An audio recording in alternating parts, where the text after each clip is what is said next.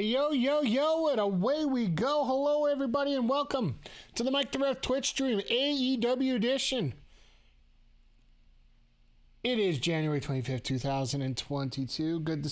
Once again, good to see everybody here.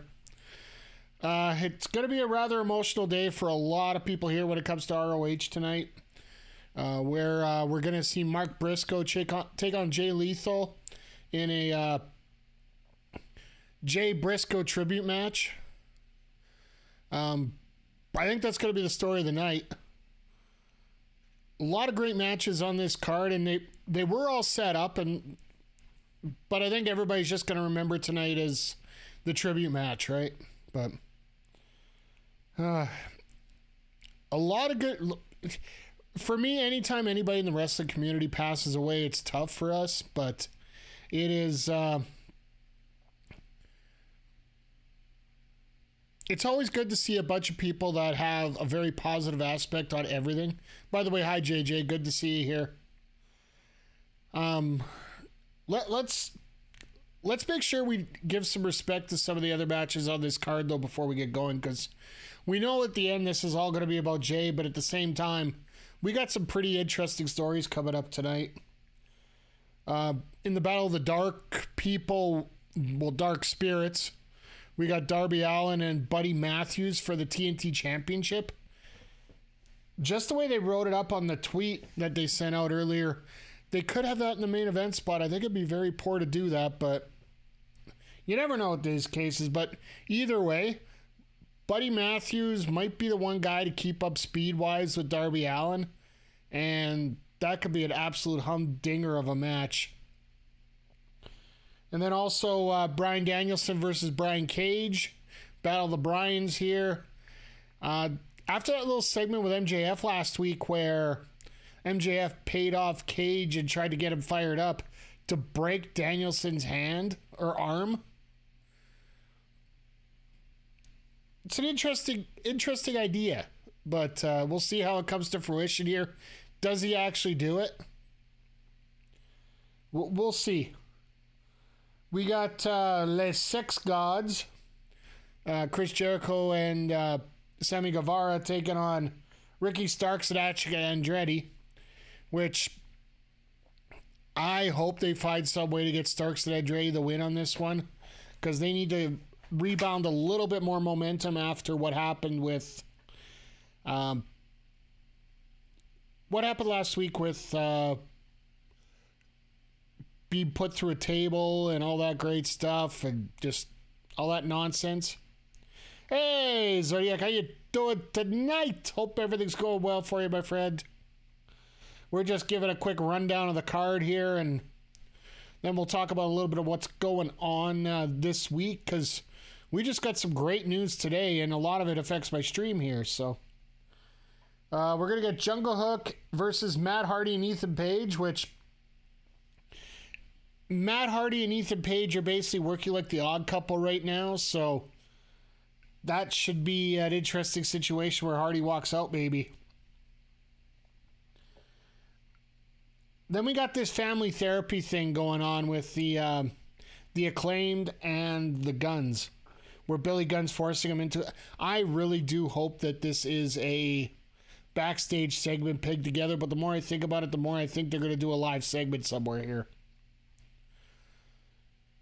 And then Ruby Soho is going to be taking on Toni Storm after what happened last week with the beatdown of Willow Nightingale by Toni Storm, and affectionately the Bad Girls group being formed with Saraya and Toni Storm. So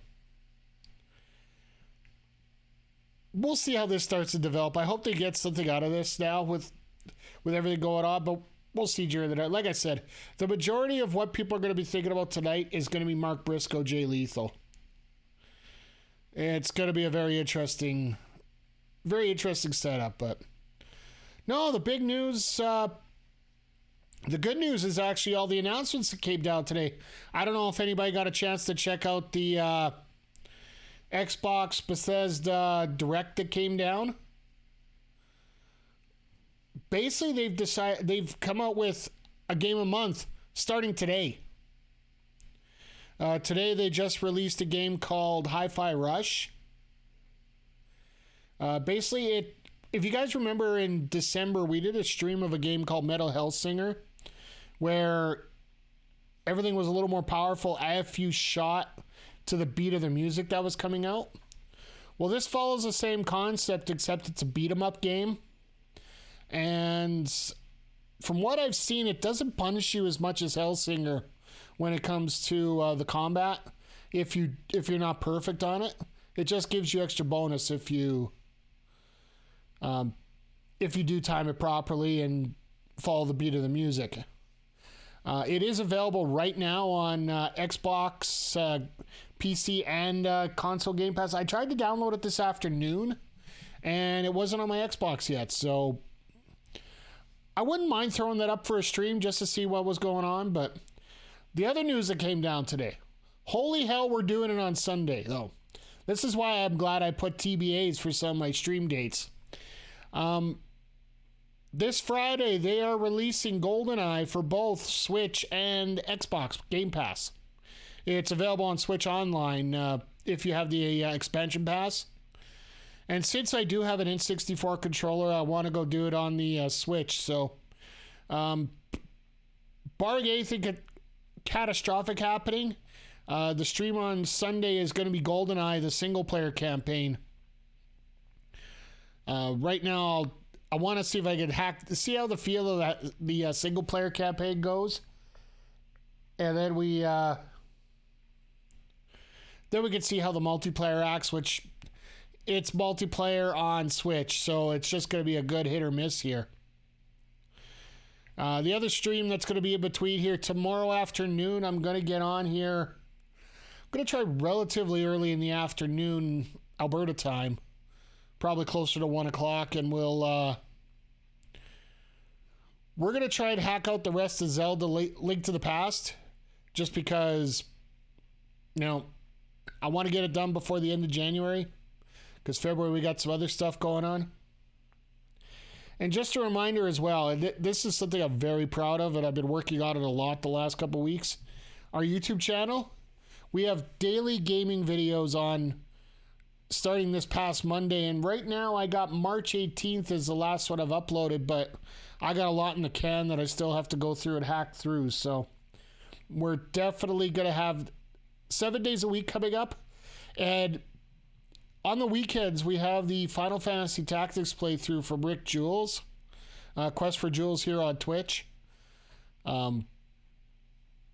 Hopefully that will run right through until we get to MLB The Show season and possibly the League YEG. And that'll be coming up on the weekends here, whether myself, whether it's James Crowder. We're going to get our streams up there and put that as well. So, but yeah, if you guys are looking for wrestling content, because of course this is a wrestling stream tonight, don't forget our wrestling YouTube channel here, where we have a lot of matches, a lot of commentary. We talk about Impact Wrestling, we talk about New Japan, talk about Stardom, a little bit of local stuff here and there. And of course the simulcast of this broadcast is there as well. So,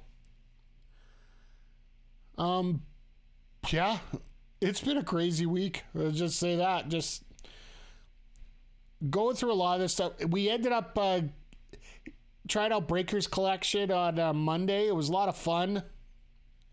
Took us 4 hours to get through it at level 4, so at least we got that Tia run through done. That'll be coming up on the YouTubes as well, but I'm going to have to do a lot of editing on that because I don't think you guys are going to want to see me lose for 4 hours in a row. Or maybe you do. I don't know. But, yeah. It is... I'm glad that things are starting to turn around a little bit. I'll admit the last few days have been a little dark for me personally. I know it's Bell Let's Talk days, so I like to be as honest as I can with everybody out here right now. And I know mentally for myself, I've been a little bit out of it for the last few days. Just for the fact I'm not around wrestling anymore as much as I used to. I'd like to get back into it. I got a little bit of project that I'm going to be working on to sort of seal up what I've been doing before. Want to get some more matches up on our wrestling content, but You know that when you feel bad, you haven't been around something for a while, even though you've been around for quite a bit, and then all of a sudden you're gone, and you know all those what ifs go through your head. I'll be honest, a lot of that stuff's been going on lately here, so just seeing all the success going around and just a little what if. But you know what? In life, we all have our what ifs and what shoulds, but we need to focus on what we are doing and make sure that what you are doing right now is the most important thing going on right now, and making the best life out of what you have right now, not what you could have had, but what you do have. So take advantage of everything you do have, because you might miss out on something very important. So there's my motivational speech for the day. And so it's sort of apropos with the whole Jay Briscoe thing coming up here. With the passing of Jay Briscoe, he was starting to get on a roll. ROH was about to get onto the streaming service, so to me that's rather important for the exposure of somebody like the Briscoes. And I'm still gonna say be damned to Warner for not allowing somebody who's actually trying to get themselves better. You just can't get past the past, can you? And I get it. Some people are like that, but when you waste more energy trying to reflect on the past, you tend to screw up the future. So it's one lesson you got to learn every once in a while. Just looking at the social medias as we're going along here. But yeah, big shout out to everybody. We made 400 followers on the stream on Monday. I was very happy about that. And of course, when people follow off stream, I always like to do it on my next stream. So one more for the good guys. So Purple Pony, thank you for the follow. I do appreciate it. And well, there is one thing I want to bring up before we get going here. It's funny. I talk about how I was worried about the what ifs and whatnot, and I just got a story for today. And I'm not going to name names. I'm not going to name times exactly what happened, but just recently here, I had just a note that was presented to me, just letting me know how much their stream meant to me and whatnot, and just how much it got them through certain situations. And the funny part was, there's somebody local here, because they weren't actually watching the stream. They were hearing the stream out the window. So talk to them. They got them all hooked up here. And it did touch me a bit. It really really threw me for a loop, because you automatically get a little scared when you get started, just because, well, it's 2023 and nobody can trust anybody these days. It's almost like you feel like there's a tax auditor or a police officer coming around you. But yeah, no, it really felt good. It really mattered to me there, and I truly appreciate it. But always make sure you take care of those who are close to you and take care of those who are important to you, because you never know what could happen. And I think tonight is going to be the perfect example of that, with us celebrating the life of Jay Briscoe tonight. But yeah, I don't know what order they're going to do the card in tonight. I really do hope that they save the Briscoe match for the Briscoe tribute match. I would think that would make sense, but sight just worries me when we're dealing with Time Warner, right? When it comes to Warner Media, for all we know, we could have that off the start, and everybody's going to be going through a wealth of emotions before we get going here. So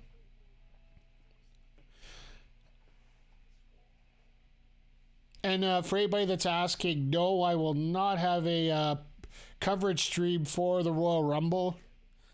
If you are in Edmonton locally, Beercade is showing the Rumble. I'm going to be working on some stuff here, and I got some appointments to deal with, so I won't be there, unfortunately. But I would recommend, if anybody is looking for a place to go watch the Royal Rumble at, Beercade would definitely be the place to do it. So, as we're getting the pyro right now, Mr. Vic, how the hell you doing? How are you doing here tonight, Vic?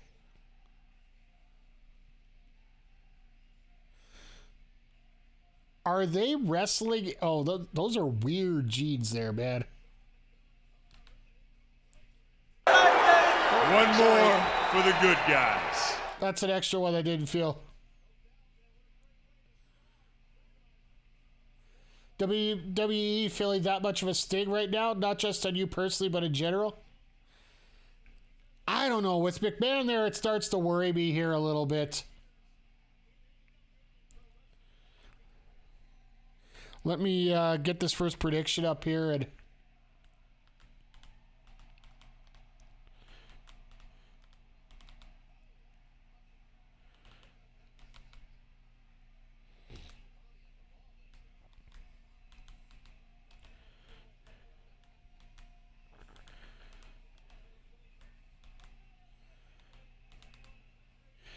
I don't know. To me personally, I just don't feel... let's see here.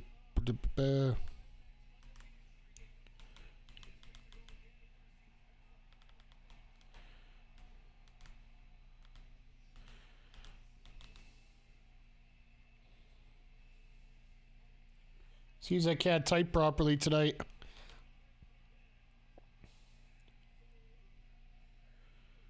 I will put 15 minutes on the timer, and you can go ahead here.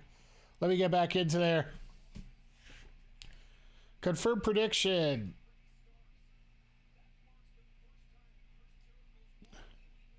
Yes, I'll cut it. You just... Oh, you're way behind, Vic. Okay.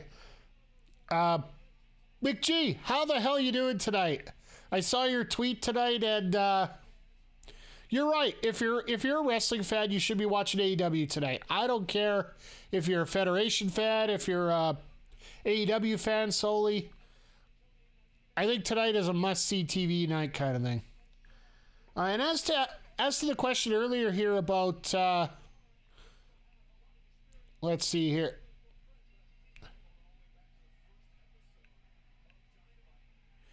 Zodiac, you asking about my feelings about AEW and whatnot. Or sorry, asking about WWE, the Rumble here. To be honest, everything that's going on outside the bloodline is just... Like, what are they doing with Charlotte right now? Like, apparently on Raw, they had Charlotte in a thing with Sonya Deville coming out, whatnot, that just really isn't going anywhere. When you got this Bray Wyatt pitch black match that nobody really cares about, and most people are cheering for LA Knight to win it. Like, I don't know. For me, it just... Outside the Bloodline story, there ain't much getting... But yeah, Ontario's getting blasted with snow. I hope you're staying in and staying safe. I heard there was a pretty big snowstorm going on down in... All right, Andretti, you're showing you can go. Sorry. Jumping back into the match here. It's almost funny. You watch a guy like Guevara and a guy like Andretti, and you just... You know that they're so good in the ring, you just almost take it for granted, right? And, of course, Sammy takes the Jericho shot right out of there. It's pretty gross right now. Well, sort of like the Leafs right now. Actually, the Leafs have won 4 in a row, which sort of scares me a little bit, but...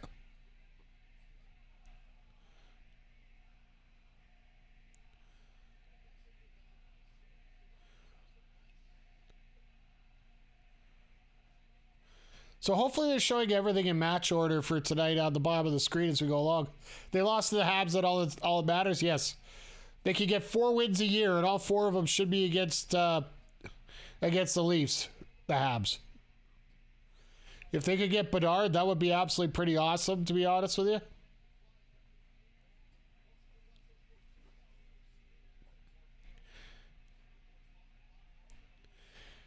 You know, I'd really love to see Action Andretti team up with Top Flight. More so than Ricky Starks. Just imagine everything that... Look at everything Andretti's doing. Partnering up with Darius and Dante. Like, don't get me wrong, AR Fox is a hell of a competitor, but having that mix there and all three guys can go launch into orbit easily. Like, to me, AR Fox is more of a guy that you would team up with Ricky Starks, right?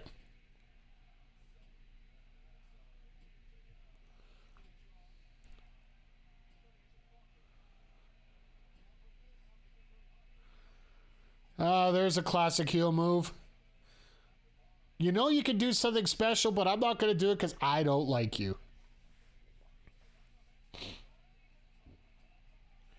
And there goes Garcia. Oh, and there goes... Okay. Now Guevara pulls it out when he realizes that he has to hit it, right? Garcia's like half dead at ringside, and all of a sudden, yeah. Game time. How you doing, my friend? Pikachu's to you. Damn, the U.S. is lagging.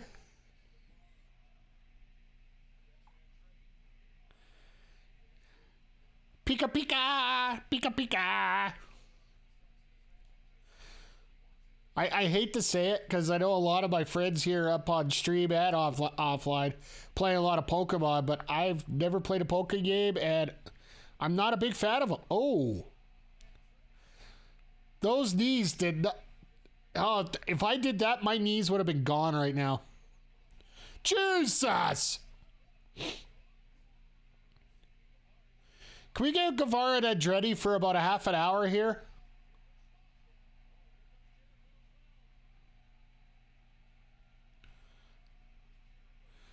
Play the Gen 1 remix if you're gonna. Well, my biggest thing about Pokemon games has been simple. It's sort of like why I don't play a lot of sim games. I play more action games. If I want to beat somebody up, I'm going to beat somebody up. I'm not going to strategize how to beat somebody up. And that's basically what Pokemon is, right? You got to strategize.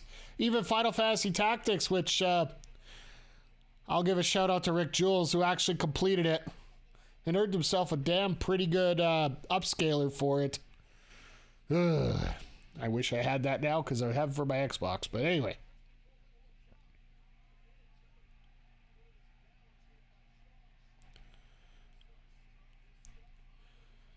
You're proud of Jules? Yeah, I think we all are. And you know, I'm gonna give him an extra coin there. I'll be perfectly honest. I didn't expect him to win that. So for anybody that is wondering what the hell I'm talking about here, oh Jesus! Nice counter by Jericho, but only gets a 2. For those that are, Jesus! Now I can see. Who's buying the Hidden and Unknown on Steam? I think I've bought 2 Steam games, period. But my goal this year is actually to get a better computer. And if I could get a better streaming computer, the computer I'm using right now will be used for gaming. What kind of upscalers we're using here at the Ref Rig? Well, I bought a Retro TIG. Here's the story. Anyway. Last Black Friday, I had some money here. Price tag to $2,000. I'll just blow the whistle on that. Hell no.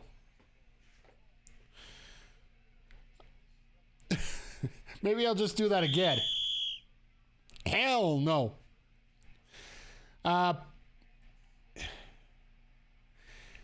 I bought a Retro TIG 2K for my Xbox, right? Because I have an original. I have a original 360, so I can play Xbox games with it. So me and my big fat mouth while Jules was playing tactics on stream, I said if you finish it by Christmas, I'll give you this upscaler. Of course, Shadow the Cloud's in there and taking the bet as a lawyer. So I got poached. And he finished it with about 2 weeks to spare. So, nope, proud of the guy. And he's doing great things right now, Big West. So, and me, I have a $50 upscaler from Amazon. So I haven't tried it out yet. We'll see how it works when we go on here, but if things go well enough in the stream and all the subs and merch and all that great stuff, once that gets together here, if I make enough profit out of it, I actually want to get a Retro Tig 5K. Or a 5X, sorry, whichever you want to call it. Good one.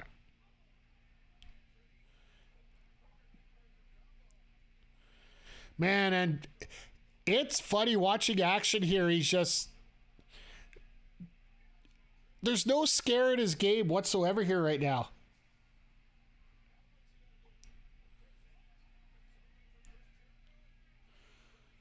I'm on the market for another one so I can stop moving my Tink Mini from the living room to your streaming room. I'll see if I can find the link for the one that I'm using that I got from Amazon for $50. But I will start streaming a little bit more original Xbox stuff just to try it out. What is Andretti doing? Springboard Whisper in the Wind. Okay, I see you.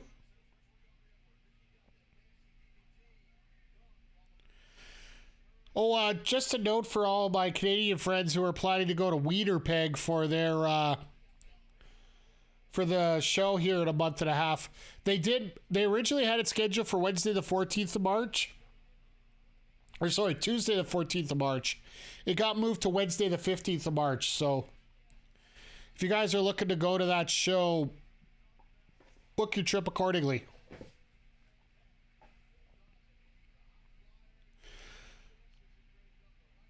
But yeah, no, Andretti and Starks, I can see the differences, which would make them a good team. That was weird. Okay, off the ropes. Man, that spear is sudden. Nice elbow drop, Guevara. That's the old school heel move. Aubrey, you're basically staring at the man's ass. You gotta see the tights being pulled.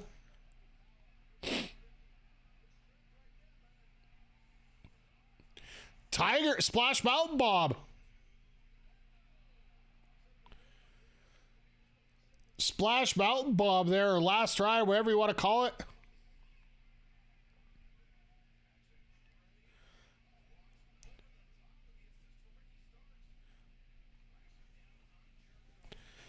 Going off the ropes again. Oh, okay. Like I said, Andretti looks so fluid. It's like, where the hell did they get this guy from? Is this like Rob Van Dam's kid or something? All right, that didn't work out too well.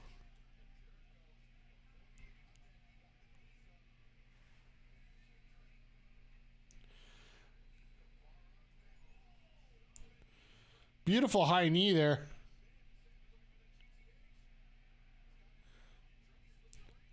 I really do hate the tells that they have for the GTH there. If you don't hook the head, it's not going to happen.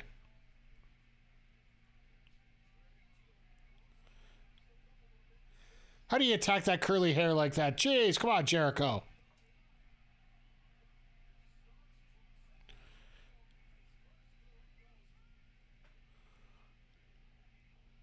Oh, Guevara all by himself. Oh, here we go. Bam!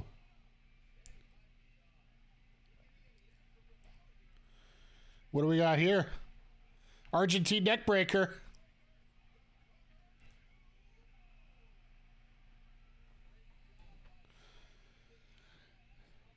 I remember we had a local wrestler here who pulled that out and everybody thought it was so unique.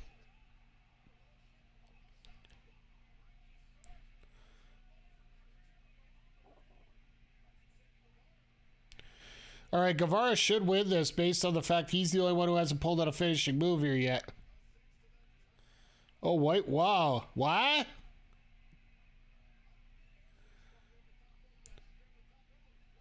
Oh, there's Garcia. Yep. Like I said, there's one guy that didn't get a finisher in.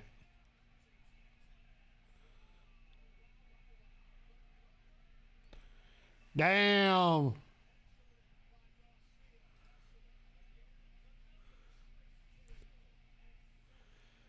All right. Somebody's getting paid here.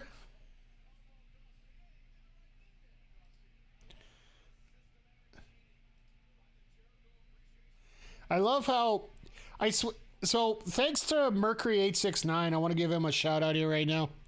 I downloaded Opera as my new browser system for when I'm gaming and whatnot. So now every time I go through everything, it gives me all the warnings, all the rechecks, all the downloads, all the connections. Pain in the ass. But what wasn't a pain in the ass was that match. That was a pretty damn good match to start off the night. And it's one thing I enjoy here tonight is the fact that everything... we're just going through the preview here of everything.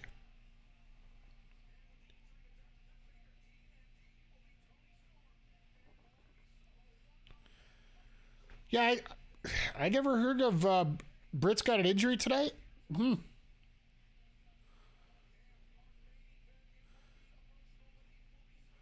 Good. They got Briscoe and Lethal as the main event. Smart. Very smart.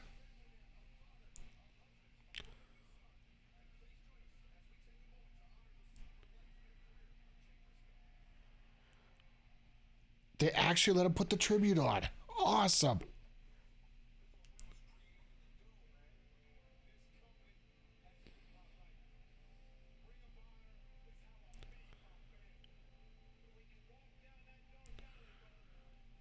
Damn.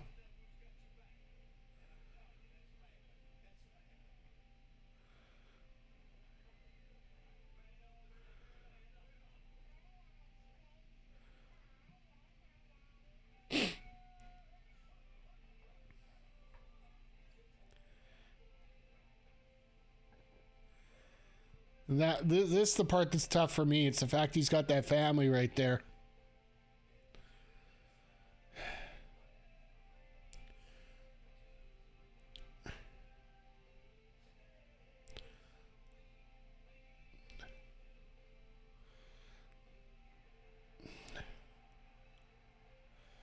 I know I'm supposed to be a streamer with, lots of words right now, but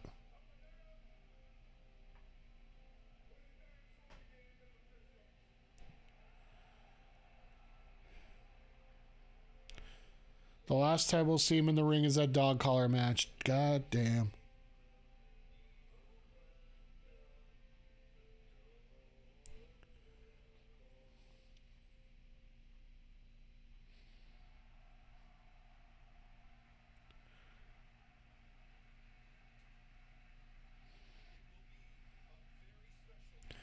You could hear Excalibur almost crying right now, and I know I'm not.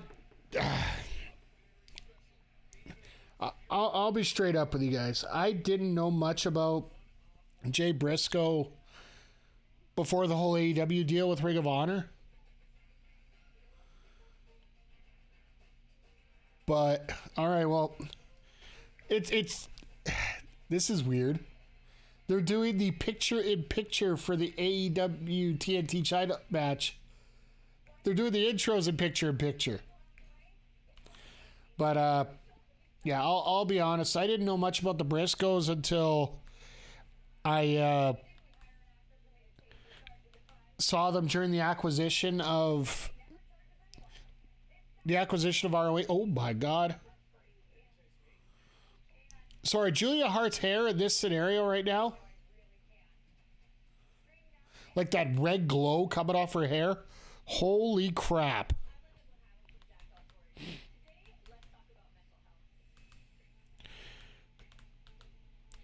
But yeah, I didn't know much about the Briscoes until the Tony Khan buying of ROH. Like, I just managed to watch just a few issues here and there. Hey, Jack.org, they're showing it on the Bell Let's Talk on the TV. That was my group that I donated or raised money for last November. My God, I can't speak that well. And let's see. Darby Allin.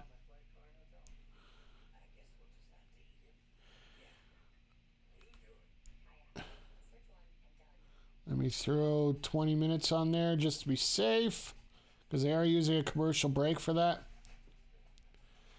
I was watching ROH on the Roku channel over the weekend. It's still hard watching this segment with him and Bully Ray.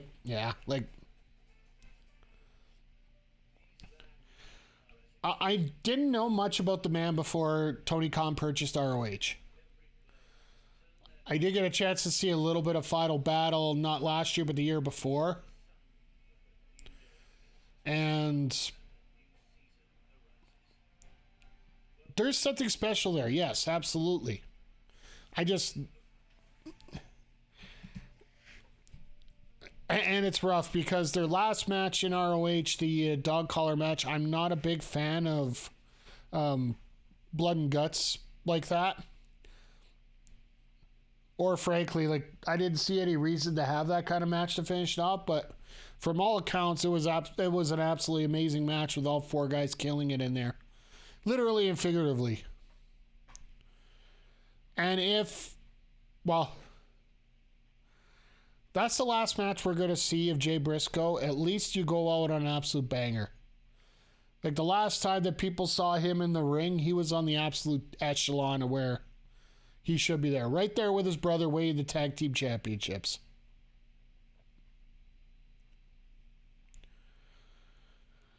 But yeah, you guys are going to have to tell me some recommendations of some of the best matches to watch for him.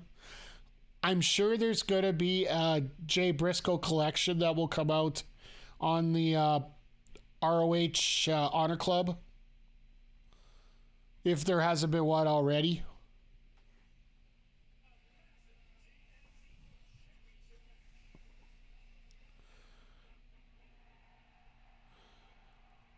I find this really weird. It's going to be this match here.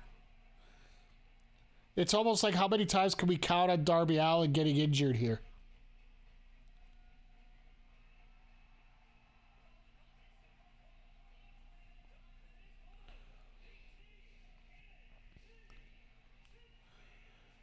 You got to love the double pop. The double pop is always great.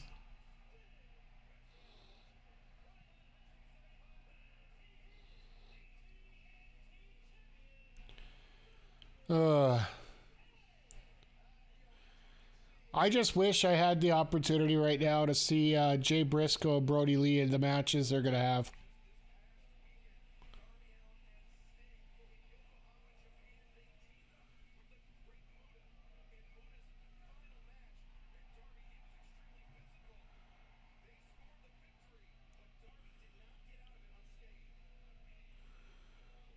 Could you imagine the pop that Darby's getting? Like, the amount of credit that Darby Allin is getting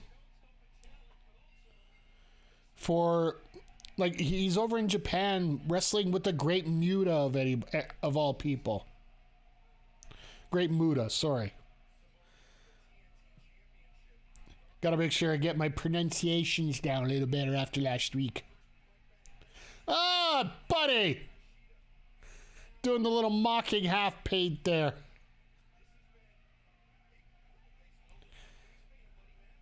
I really appreciate that. Hey, Melball, how you doing tonight?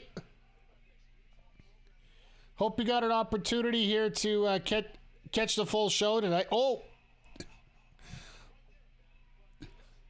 Hey, Jaeger. Is Julia Hart having matches on Dark and Elevation? Wasn't sure if she was going to continue trading or being a manager only.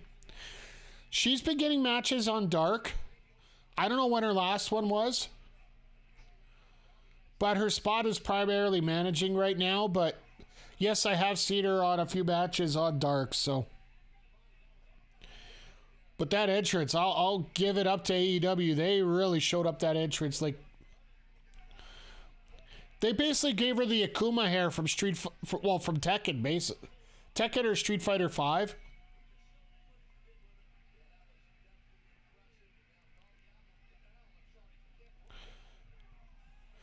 No way. Attaboy, buddy. Let's just counter everything that Darby has ever done. Oh, my God.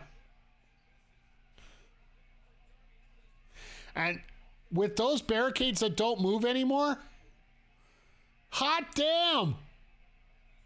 Well, goodbye, Darby's back. Thank God for that reversal. So, folks, if you like Japanese wrestling, just make sure you check out Melball and her YouTube channel with her and Andre. They got a ton of Stardom as well as NJPW content on there. The simulcasts do come up on our wrestling channel a week later after they're released. The full episodes. They have tons of shorts there. AEW likes using the ring apron with moves from the outside. It's a little different now with the fact that they're using, with them being so solid, they can use them for a lot more things. And that's the part that I really enjoy here, Jagger. I got one of those AEW crates, $50 shipped. Came with 2 shirts, a poster, Orange Cassidy socks, the Acclaimed Street Team stickers, a little figure, and a signed Jay Lethal pick. For $50, that's a pretty damn good deal. Because I'll tell you right now, it's probably going to cost me $50 to get one of those Jay Briscoe shirts from Pro Wrestling Tees. I was looking at it this afternoon. $17 shipping and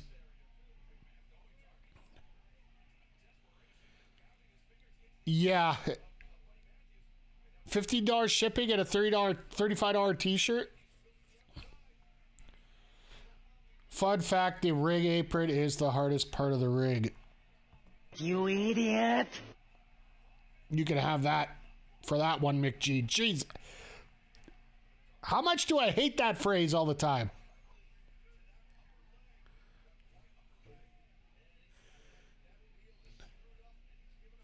I will admit, it is a little stiffer. I don't want to take anything on the floor, person. Uh-oh. Lights are out. Production issues. Somebody fix the lights. Darby's unconscious right now.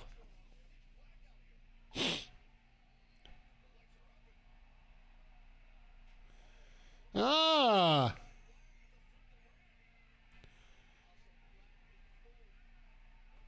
Rest of the House of Black and oh.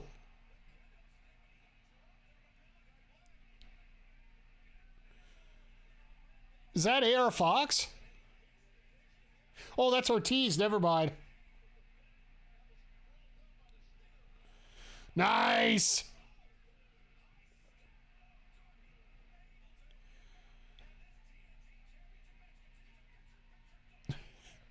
And Julia's running around trying to keep her hat on her head. Hey, they said picture in picture. We're not getting picture in picture. What the hell? They pooched that one. Whatever, it happens.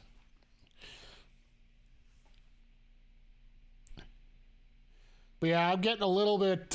when it comes to those cliches, I want to give a shout out to a lot of people who have actually been giving some praise to Michael Cole lately. Just for the fact that they've seen such a difference in his personality since the boss who shall not be named has left the booking desk. I'll tell you this right now. You want to... I've been thinking about this, and since we got a commercial break here, we actually don't get to see the action here. I'm going to throw out a couple scenarios here that are absolutely going to... How do I put this? Burn the internet to the ground. If Vince shows up in the Royal Rumble on Saturday,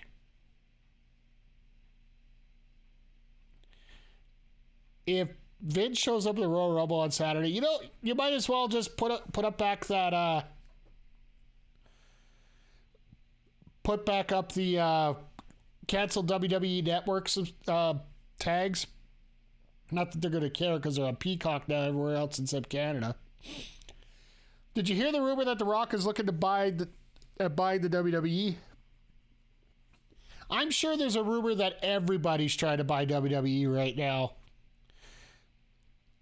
I don't believe any of them, and I still believe it's going to be the Saudis when all's said and done because they have to deal with...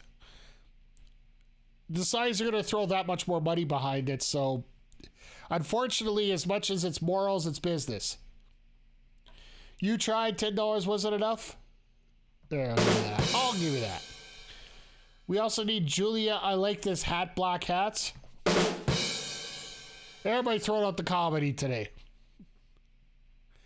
The real question is, how many people who watch WWE really care? I know we do, but are we part of the majority, or the majority just don't care? I think, personally, it's coming down to the fact that all people want is a good product.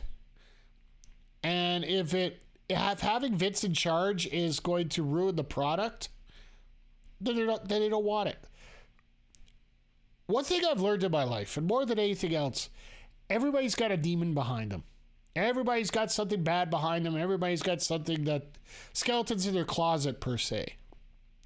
Hell, we could talk about that with our main event here with Jay Briscoe. He had some skeletons in his closet. Which skeletons do you choose to pick on? Which skeletons do you decide to attack in a fight? Which ones matter to you the most? As we finally get Picture back in. I think Vince is in fact a skeleton. There's your rim shot for that. I can't imagine The Rock has enough money. He'll probably lose all of his money on the XFL. I don't think the XFL is going to fail as much as... Jesus! At least Andrade gave Guevara a chance to recover off that poison ramen. Jesus. Vince is probably in the closet too. Maybe we could just get him to do this. Damn, I love using my soundboard tonight.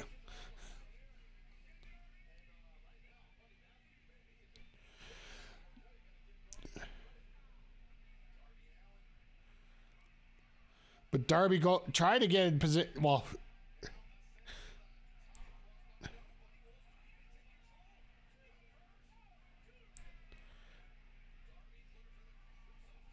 nice crucifix, Bob. In your opinion, if the Saudis buy WWE, losing the fans won't be an issue. It'll be the talent who will leave.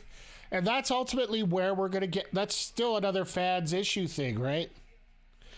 Because depending on who's left, how many of them are going to want to be a part of that product? Who are going to want to see that product? Who are going to want to watch a product with less desirable characters? If all your desirables go over to AEW, Impact, New Japan Strong, MLW for that matter, there's a lot of options now, and the fact that everybody has a streaming service everywhere,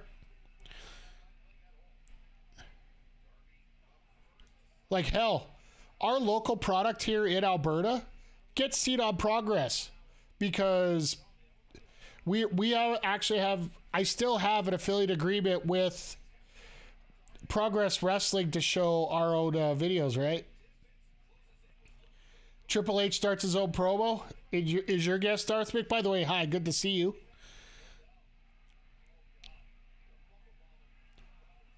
I don't know, to be honest.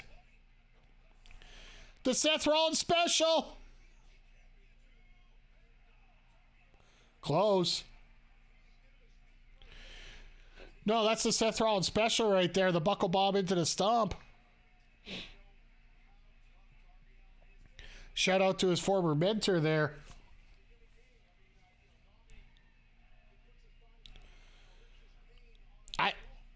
My opinion, Triple H gets to still run whatever version of WWE is left. But Vince is going to be there right by his side until he finally passes.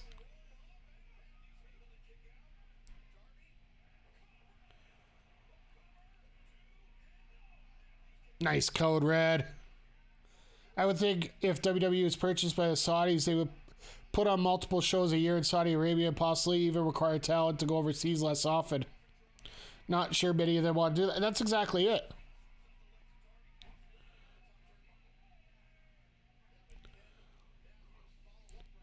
And the fact that AEW doesn't force their talent to do a lot of that stuff, and that they're not looking to increase to the level of where WWE is in terms of shows. But the latest stuff I've been reading, it's the fact that, Jeff Jarrett was brought in as a VP of live events. Oh, God. Matthews looking for oh, no. Thank God. Could you imagine that brain buster off the top?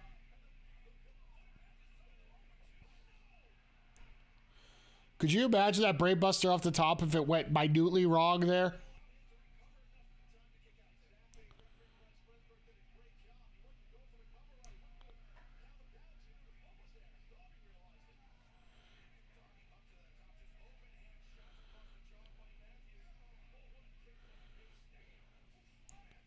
Nice. Uh-oh.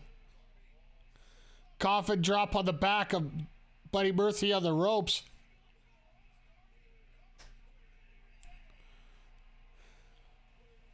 You could see the instinct, right? You could see the instinct in Matthews. I want to give a shout out there to Buddy Matthews on that one.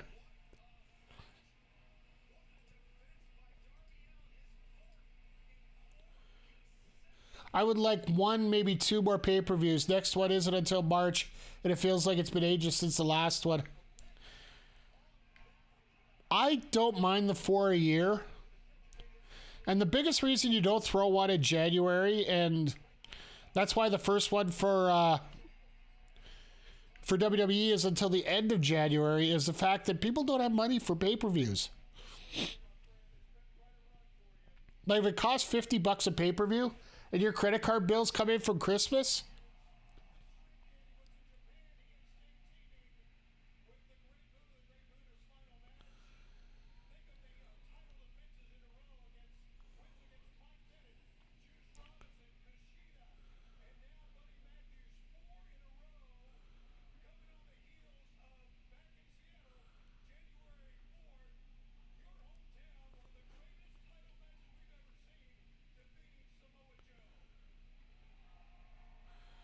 all right, I want to hear what the next opponent's going to be. Oh.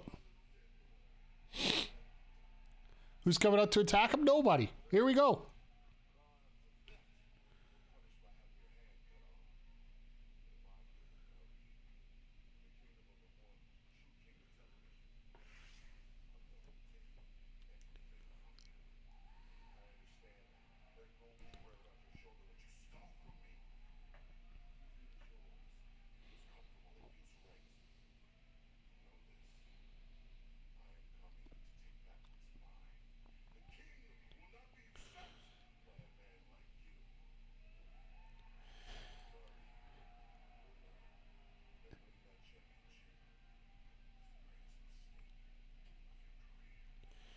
God, do I love a Samoa Joe promo.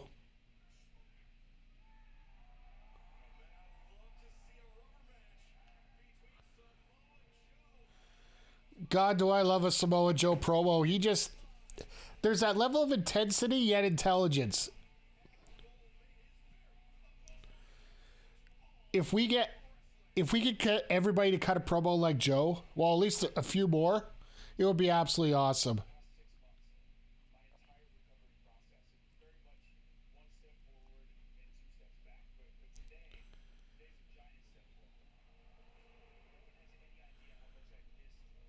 And integrity. All right, yeah, I'll give you that one.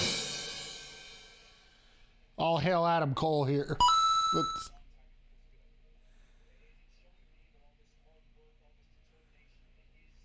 I don't know about, actually, Jaeger, I don't know about integrity when it comes to Samoa Joe. He's done some pretty dirty-handed things, especially to keep that title.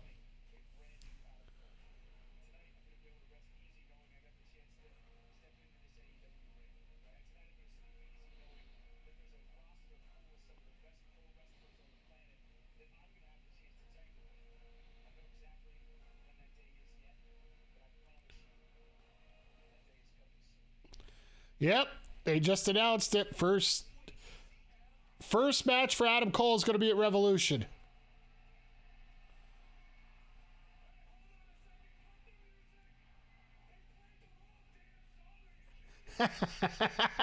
Like I said, Ethan Page and Matt Hardy are...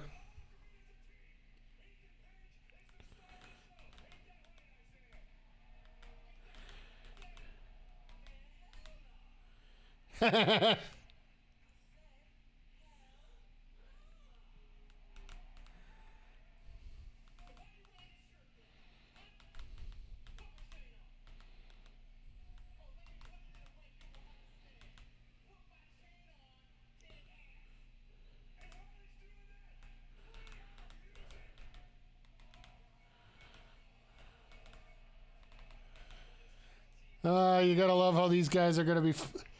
I don't know how they're gonna get the win out of this one, but we'll see here.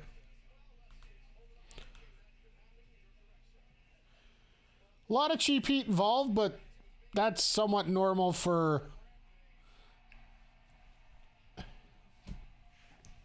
All right, let's see here. Sorry, I missed a few of these. I effing love Ethan Page. I do too.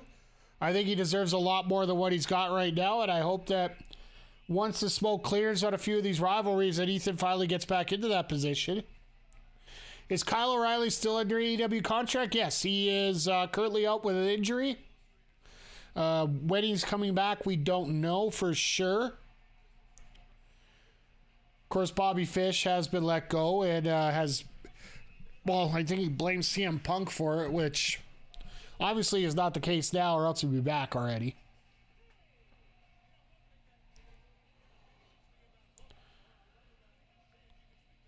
I would hesitate to guess that Kyle O'Reilly... I think it was a knee injury that he was out with. Then, of course, just becoming a father also has its perks too, right? So...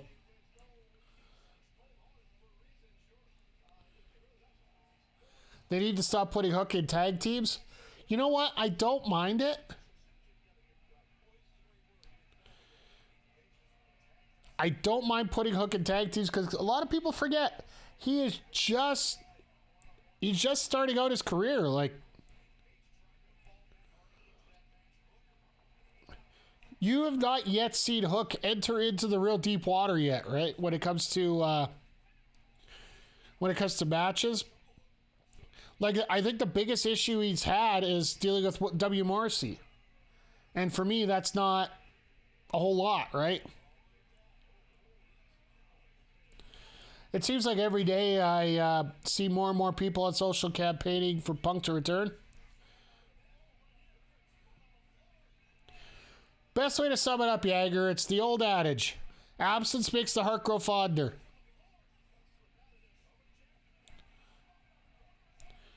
That and the fact enough people do not believe the whole story about what happened. And it's sort of like what we said with Vince McMahon. People don't give a crap what happens outside the ring. They care about what happens on their TV. Like, there's people like us that watch the... sit around for a sidecast like this, and I do wish that more people would. Send your friends, send your family, send your others, send your enemies, send them all over here. But at the same time, a group of us are not the majority here. Like, you got, 10,000 people in that building right now? You're probably looking at, I would say, maybe 3,000, 4,000 that are real smart marks, as much as that term is... it's a dumb term. Let's just face it. It's just straight old dumb. Because basically smart marks are nothing but great fans. Do I see CM Punk coming back? Let's put it this way. It would be... You'd have to have a guy like Doug Peterson there that's able to... And I'm just bringing up this as a football reference because he's the one who said it first. Doug Peterson said there was some healing that needed to go on in the Jags before they become successful. And that's the same thing with AEW if they're going to try and use Punk again. They need some healing there somehow. So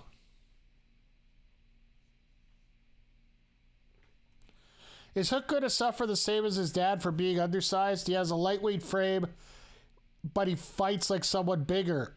I did like that suplex on Big Bill last week, though.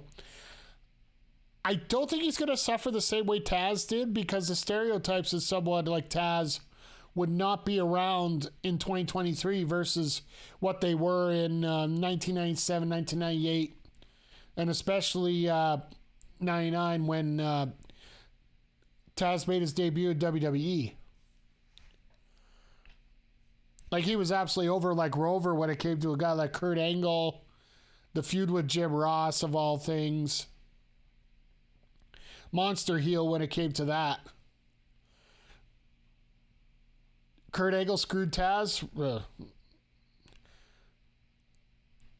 I could go into a lot of stories about people screwing people when it comes to... Kurt Angle situation here, but yeah. Shocking that a guy who only seemed to care about himself left programs for health reasons right as they were starting to be investigated, ended up being a horrible human being and a bad pro coach. You're talking about Urban Meyer?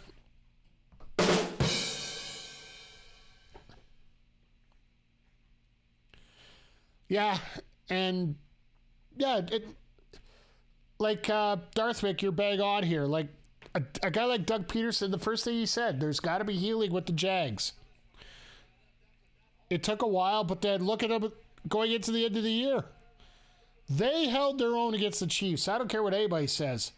There were a couple mistakes in the end, and they weren't able to keep up. But nobody can take away the fact that the Jags almost looked like they belonged. Ha! I like the fact that I've been on a roll tonight. Yeah, well, you know what? Sometimes, you get some positive feedback and some stuff really go... I will say this, the Jags had a lot better chance against the Chiefs than the Bills did against the Bengals. Like, you want to talk about somebody getting worked?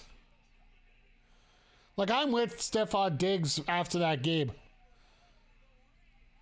As you see it, Hook he's getting his spots in and looking really strong, right?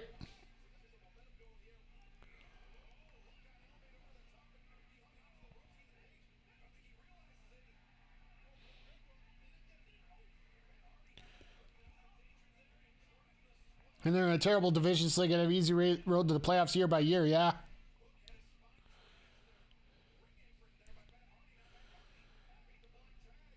Like, I'll be honest, I'll be playing GoldenEye during the second half of the AFC Championship game, probably. I might wait till after the game, but I'm not sure yet. Buffalo just fell apart. The emotional crash finally hit. Well, they were working on their 8th safety because Hamlin was their 5th.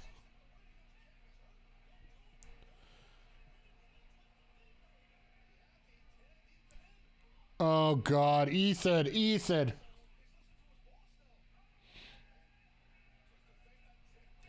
And there's this snare trap for the pin. And here it comes. And I love the fact Hardy's not coming to break it. He's like, come tag me. Come tag me. You're so important. Come tag me. Oh. And there's a tap.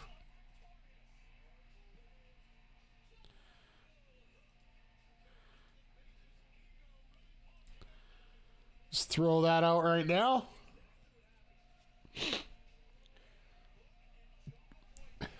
They get Calvin Ridley next year, have 8 draft picks. Looking at the Titans, Colts, and Texans, the Jags could hold up top spot in the AFC South for a while.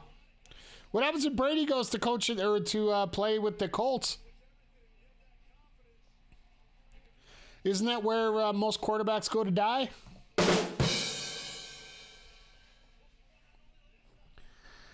Brady's done?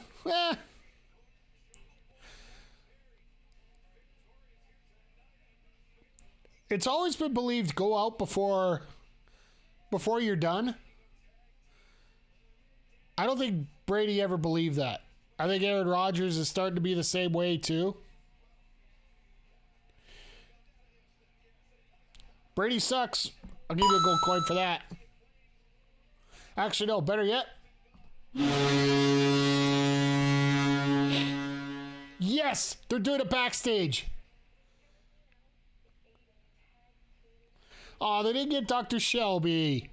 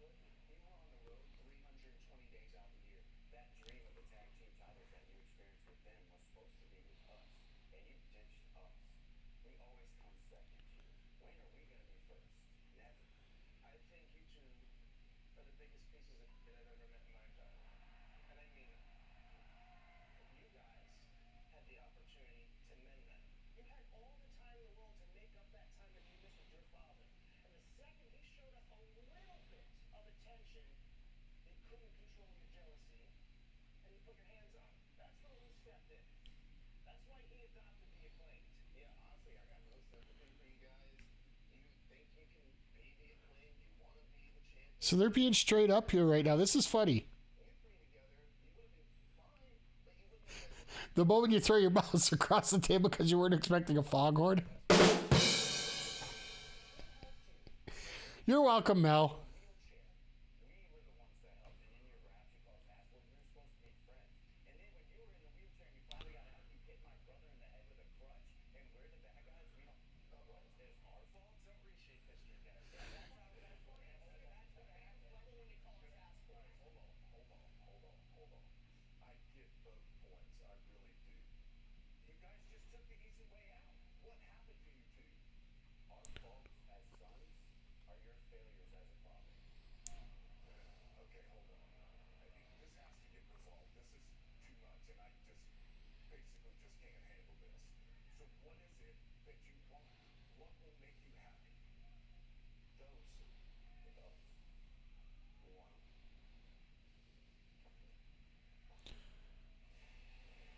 As a Blackhawks fan, I don't hear any foghorns anymore.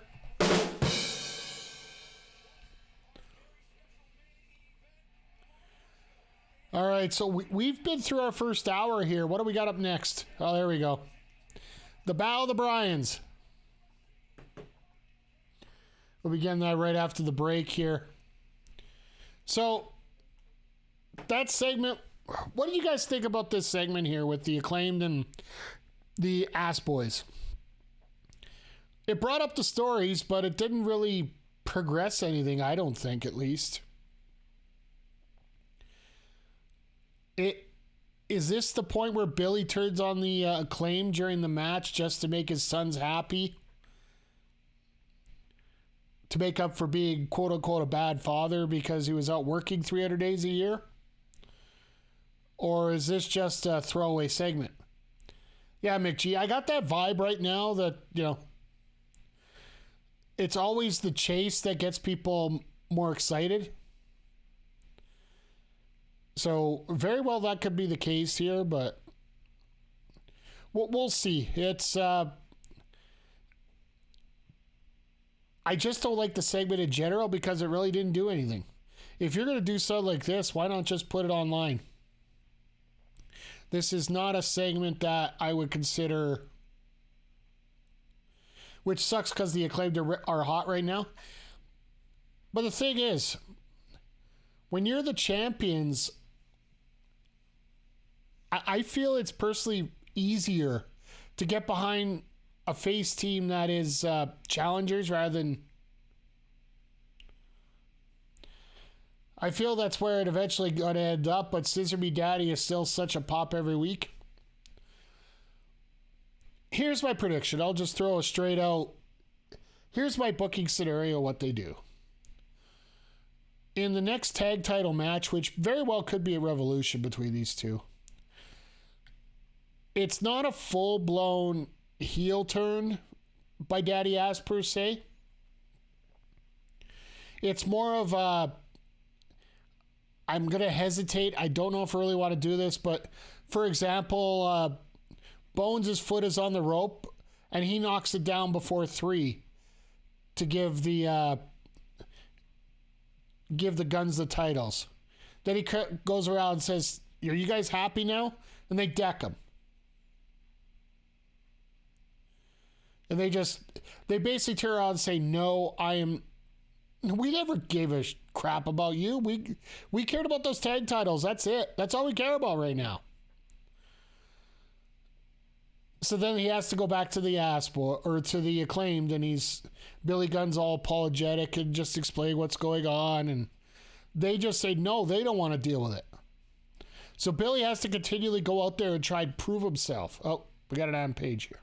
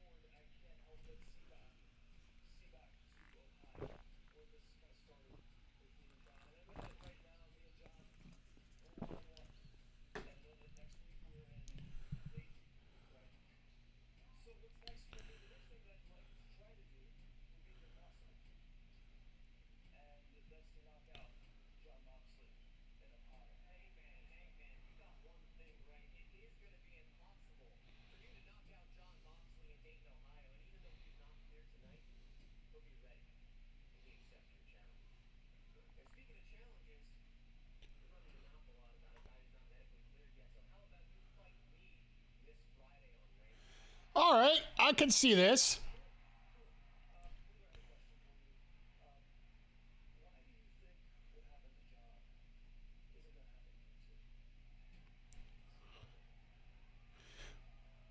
I like this Hangman. I like this Hangman character here. It's more of a...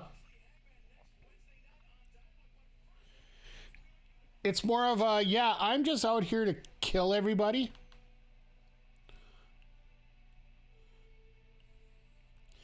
But eventually, we do get that reunite with the Acclaimed and Daddy Ass after they win the titles again.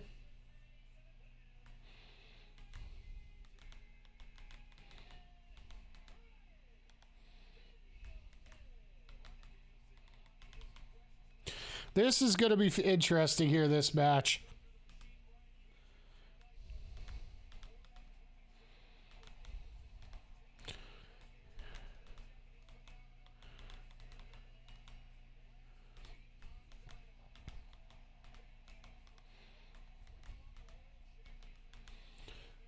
All right, there we go. I got a feel this will only go about 15 minutes, but I'll put 20 on the clock there. They're probably going to give the main event about half an hour here, I would think.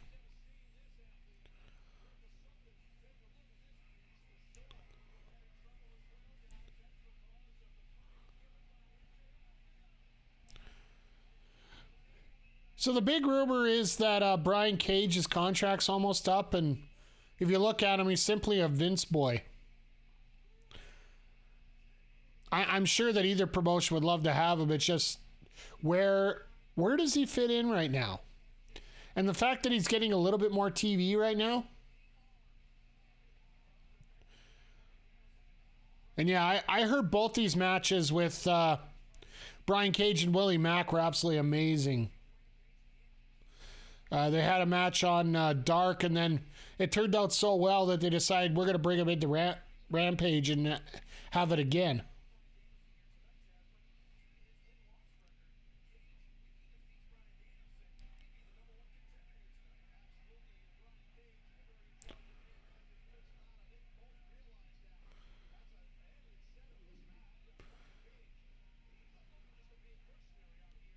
So I'm looking forward to the Supercard of Honor show coming up on the 31st.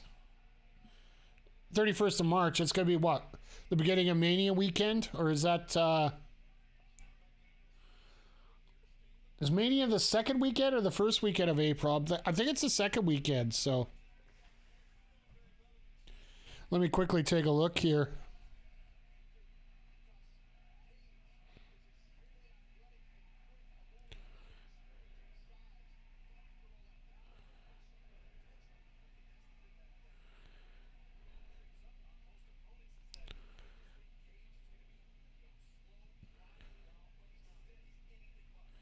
No, it is that weekend. Okay.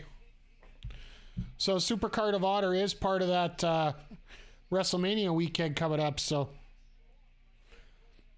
I hope it doesn't get lost in the wash. That's the biggest thing for me. I would prefer all the ROH and the AEW events to be on opposite weekends of any big WWE event.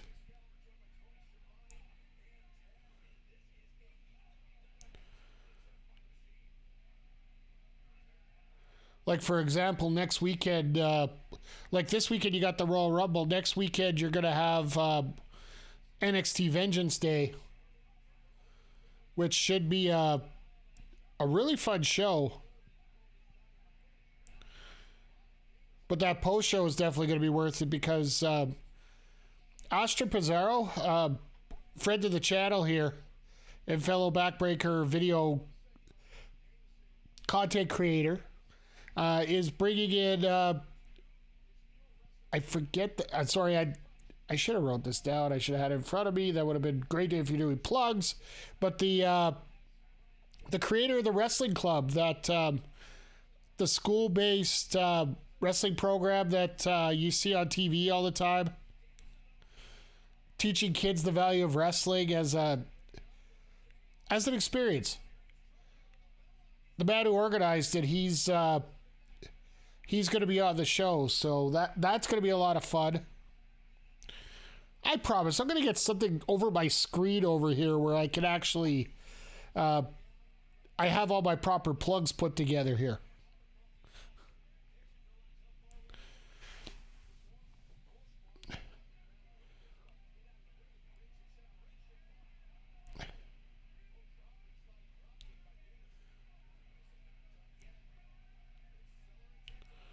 I'm just looking to see what they're going to do different here in this matchup compared to the other ones, right?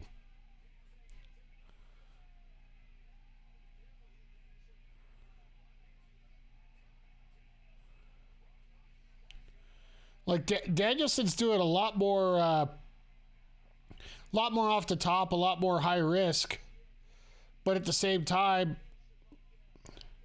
this isn't exactly the technical masterpieces you've been seeing the last 2 weeks.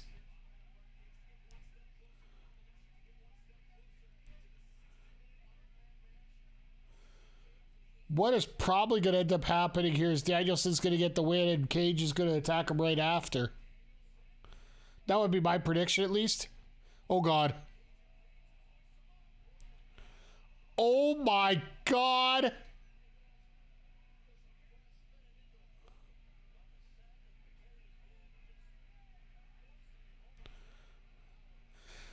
Here's the amazing part about Brian Cage, and I don't know if you guys have seen it or not, but the fact he's so seamless. Like, everything he does is just flawless. When it comes to his timing, whether it comes to his power moves. It's all legitimately just... it just flows.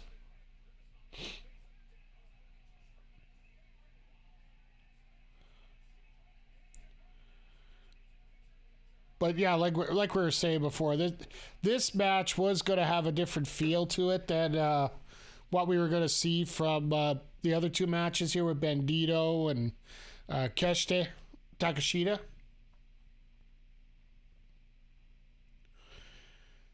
Because Cage is obviously a very different wrestler than anything that Danielson's faced in pretty much the last year here. Like, I think the only other guy that he would have probably faced that would have been similar to this might have been Wardlow.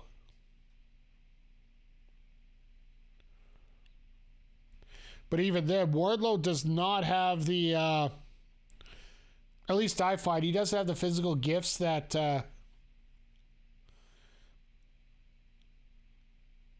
Cage does. Was Cage really friends with Canyon? It feel like it's been 20 years ago since Canyon passed away. I believe so. I do. The one wrestler that's most notable to me when it comes to Cage is, in fact, him and the guy now known as LA Knight were a tag team on the Indies before they moved on to bigger and quote-unquote better things. But yeah, Chris Canyon, yeah, I would... Getting started, it very well quite possibly a bid.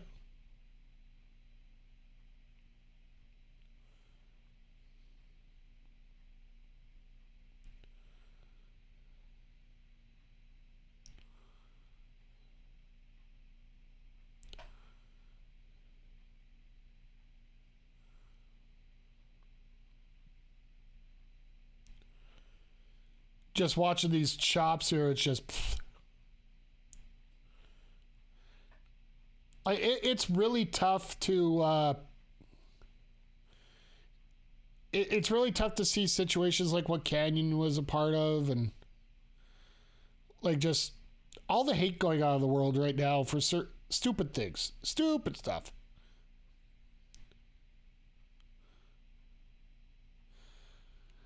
Was been trying to get back into WWE. I started SmackDown since they're going to be in my city in a couple weeks. LA Knight has really grown on a lot of people, and it's almost backfired on WWE itself, because if you watch a little bit about this Pitch Black match that's coming up on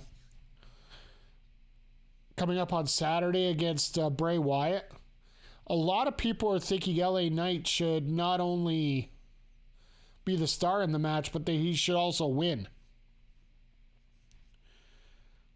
Like, to me, LA Knight has just got that charisma that you expect out of a lot of people, but he's also he's got an it factor that just it's pretty much flawless.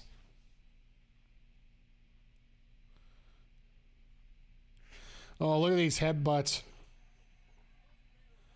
And I love Cage's reaction to him. He's a little bit gloss-eyed because he knows he doesn't want to give up the hold yet. But he knows he's got to eat those.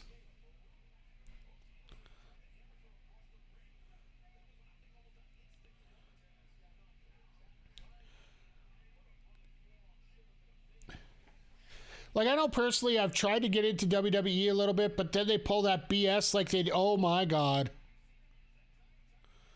Oh, my God. Like, this is when you have a creative wrestler against the Big Show in WWE 2K. Or better yet, in, like, No Mercy or something where you physically can't do something to someone because they're a different size than you. That's what this feels like. Like, you can't have Rey Mysterio suplex the Big Show.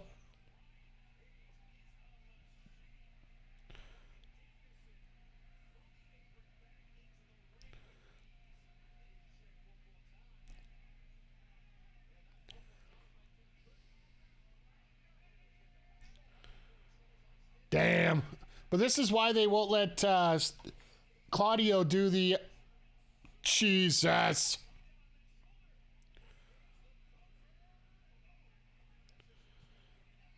That's why they won't let Claudio do the Superman suplexes, because Brian Cage typically did it first, right?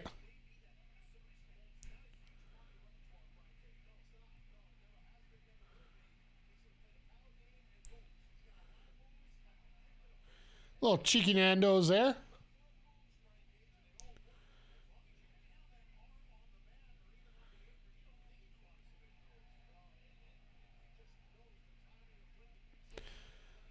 Oh, he's trying to go for that power bomb off the top.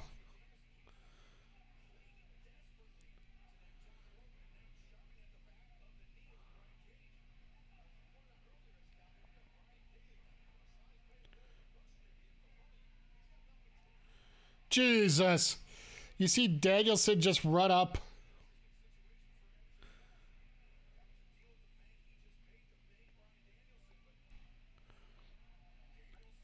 They're going to pull off the superplex? Yep. Beautiful. Beautiful setup there.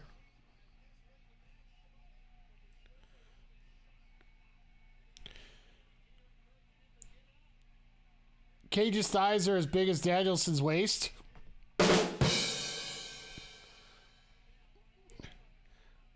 As much as I threw the rib shot there, you're not wrong.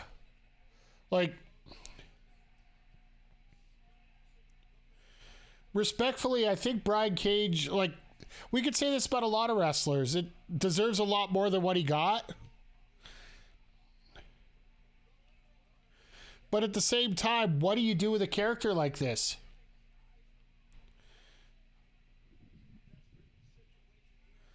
I think that's all what it comes down to is how can you develop a character and create long-term storylines with a guy like Brian Cage? There's not much. It's basically, I'm big and I will maim you.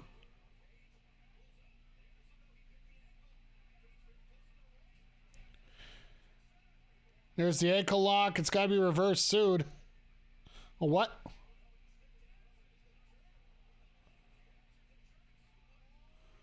Oh, God. Bad camera angle on that one.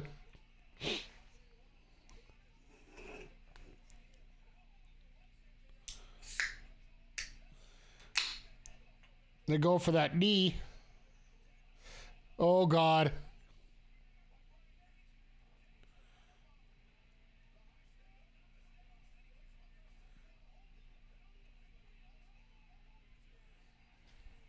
All right.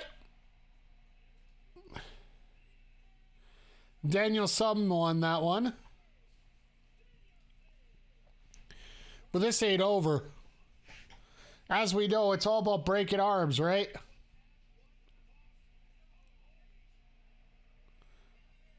So now the match is over. All he has to do is beat the living crap out of him.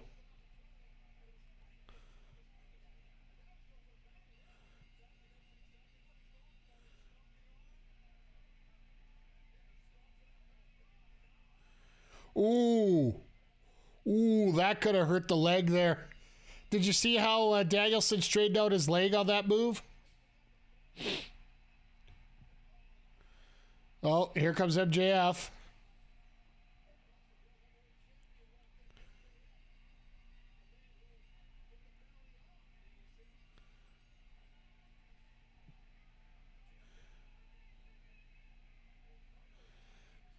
That leg, though, ew. Yeah, exactly.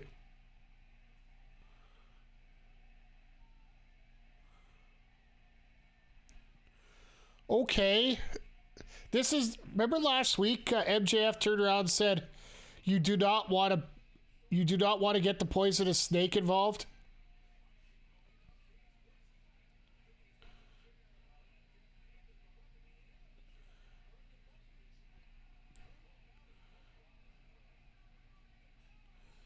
Oh, here it is.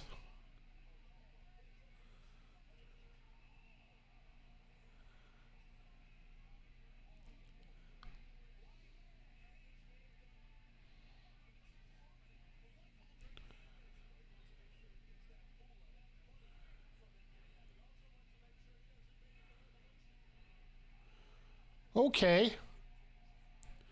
Yeah, that's what we were saying there on that Weapon X there that he was doing there, that gory special. He stretched his leg out when he really shouldn't have had to there.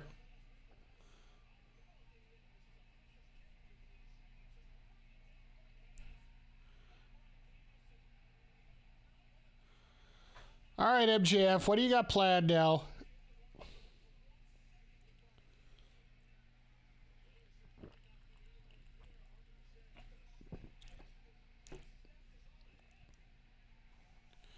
Let's talk him to death.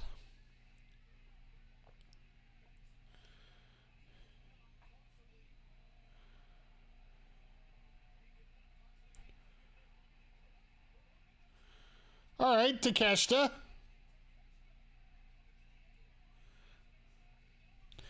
There's a fight I want to see. Cage and Takeshita? I'll take that.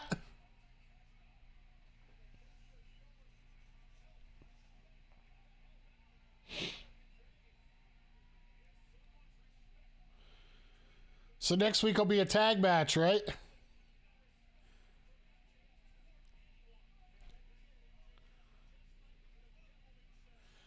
Because next week, he's got 2 weeks left. According to MJF, he had to win matches every week until February 8th to get the Iron Man match.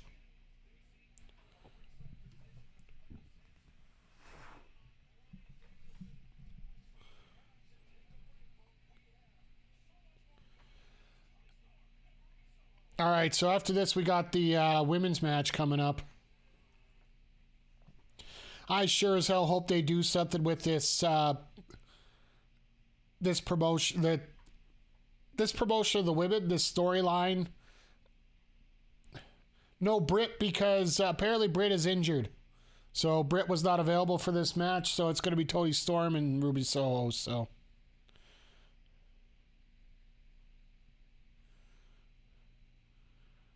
Yeah, I found it weird a little bit, but you know what? If you're going to go from one storyline, let's go from one to the other, right? Because essentially you have two heel factions here in AEW when it comes to the women here. You got the Saraya group, and then you also have the Britt Baker group, right? And Ruby tried to prove herself as a true babyface to the world with her saving Willow Nightingale last week after that attack by Saraya and Storm. So this actually feels a little bit more smooth than a match involving Britt and that.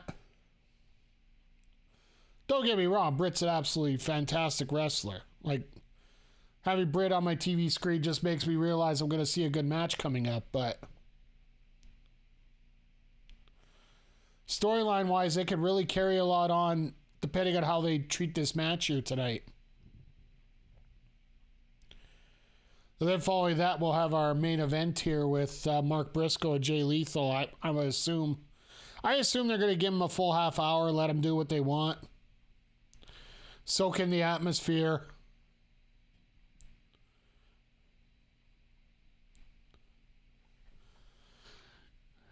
And yeah, this is going to be an interesting start to Royal Rumble week, that's for sure. We got this solid episode of Dynamite. I don't know what people's overall thoughts of Raw were this week, Raw 30. Whether it was to me, I turned it off and fired up the stream right as they screwed over the cage match and didn't let it happen. That's what I decided. I decided it was time to throw in a game here because I was going to get rage because of all this stuff that... There was a lot of things in there. I know they had the legend spots that they had one-time spots for, but there were a lot of spots on that show that could have been deleted for that cage match because they said that the rumored story was the Bloodline segment at the beginning of the show took up too much time. I call BS. I call that they're saying the one thing that will get fans saying, well, you know, really, that it's fine. It's fine doing this. I think they screwed up, that this was the plan all along. And then when the public reaction was, what the hell are you guys doing? You put it on the one storyline that nobody's going to touch. That's bulletproof. Yeah, I heard about the mic malfunction of the one old guy. All right, you know what? Mel, be prepared because it's coming. I want to give the big horn of the night to the microphone from Stardom Raw. Good on you. That's exactly what I wanted. Superdome. Exactly.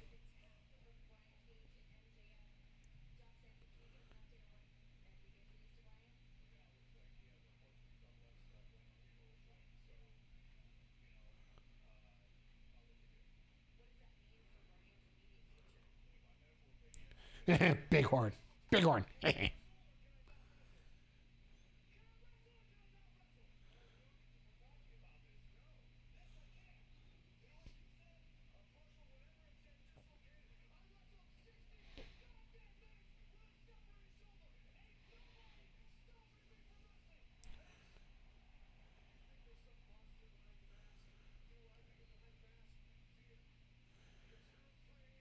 Look at that face on Danielson. Holy crap.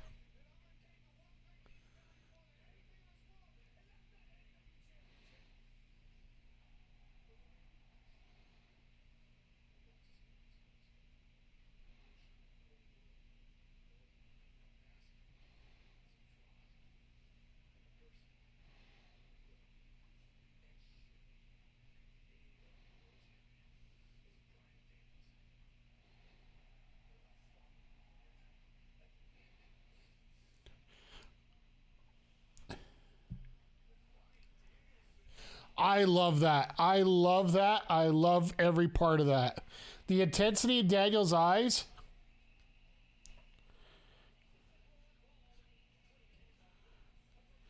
And it also changes the story a little bit for the next couple weeks here, right? So rather than just being a challenge.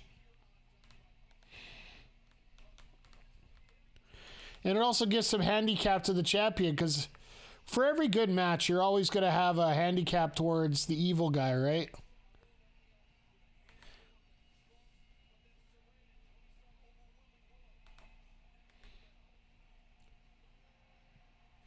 Let me get this up here.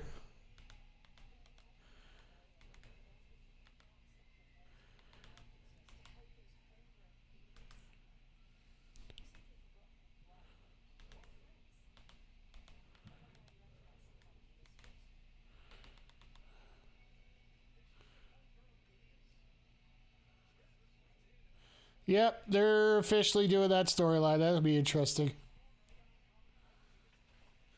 I watched Reliving the War on YouTube, and man, I don't remember that Hollywood used to give two, sometimes three promos a night. Yeah.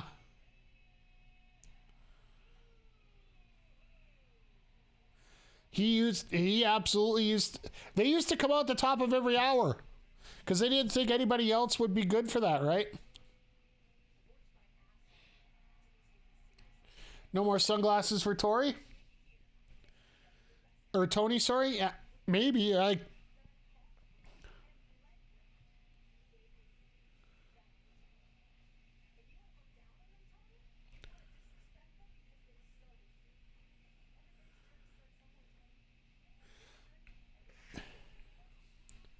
Yeah, but can I wrestle? Adam. Good to see you here too, by the way.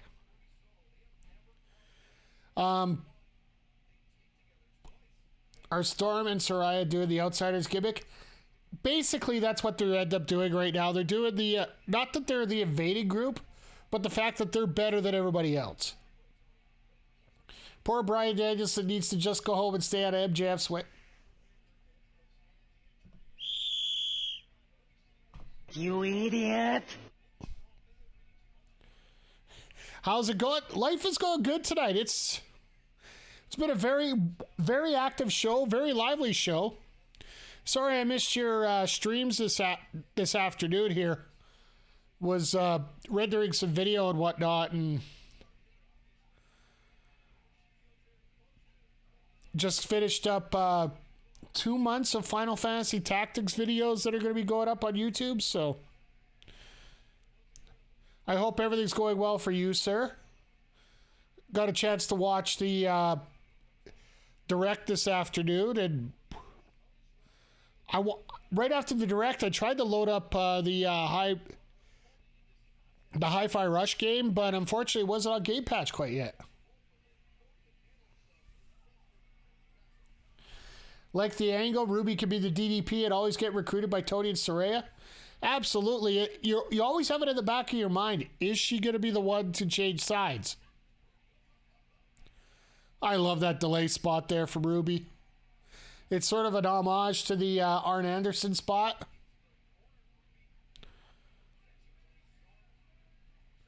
Arn Anderson used to fake out high and then go for the DDT. Found the direct a little meh. You know what I think? Jesus. You gotta love it when somebody's ass is their major weapon, right? Not too shabby. I thought Xbox did great. It was promised. Arn Anderson, old school knows that guy. Nice.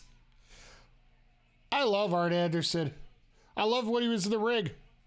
He was one of the reasons that the original name of my channel was going to be Spinebuster Media instead of Backbreaker. But Backbreaker flows a little better. As for the direct, I didn't expect much. I got a lot. Toni Storm versus Rikishi. They used their hips in a different way. Let's go Toni Storm versus Asuka. That's what I want to see. Because they both use the hip attack, as they call it.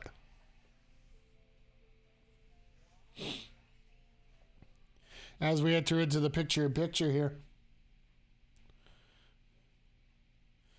Yeah, I think I'm going to enjoy it. Not used to seeing Storm without makeup under her eyes. See, this is the thing. When you're a heel, you're not supposed to look made up. You're not supposed to look like you're the glamorous one. You're not supposed to be the person you're rooting for.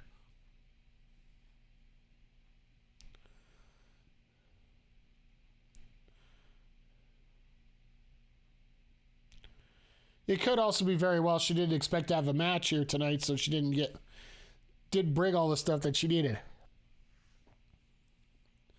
Must resist the ass. How can I resist an ass so great? I think the best thing for me to do on that one is I need to get a graphic where I'm just going down a pipe somewhere on that one. And that's even a joke that's not even good for that. Cameraman!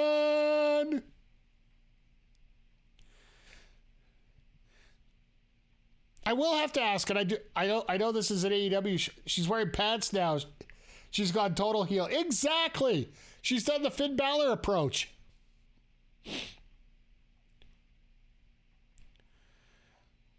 The biggest heel in WWE right now, according to most female talent, is Finn Balor versus the Pants. That's the biggest feud in WWE right now, according to most women.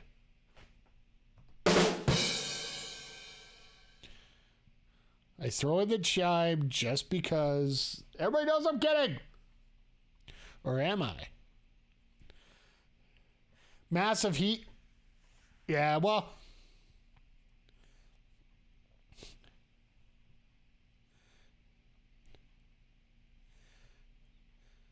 I honestly, Vic, I would thought you would have been in some type of emotional coma right now. Because Nikita Lyons got injured on NXT yesterday. If I was built like Finn, I'd be wearing a Speedo to Walmart.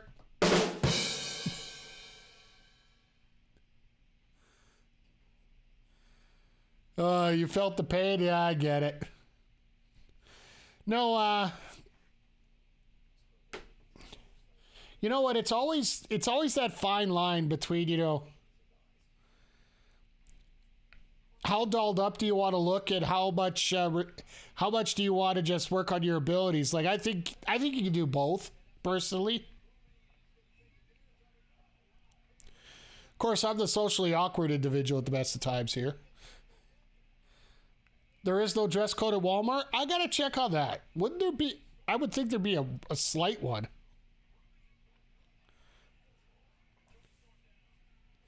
Nice German.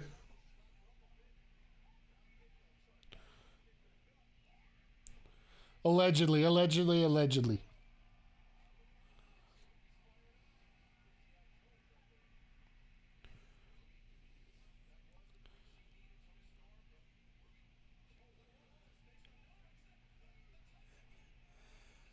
People at Walmart use my go-to website for laughs. Nice. Well, there's the Riot kick. Saraya should be coming out.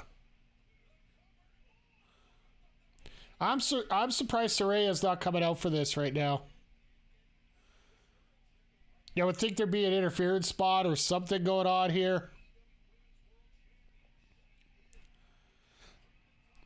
There's got to be some kind of stupidity that goes on here just to carry this feud up some more.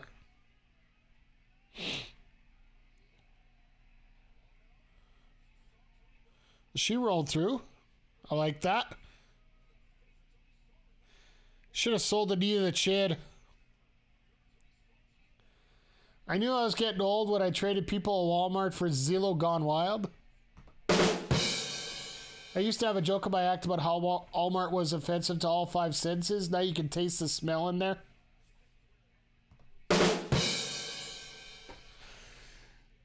Oh, God, here we go. Here's the shenanigans.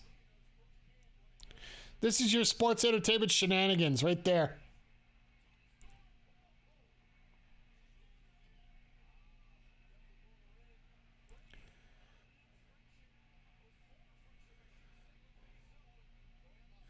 Here it comes. Ass blast.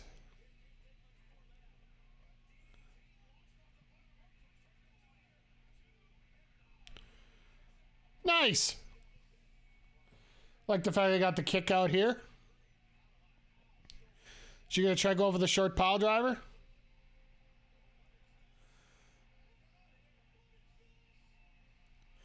I guess Britt's not as injured as you expect.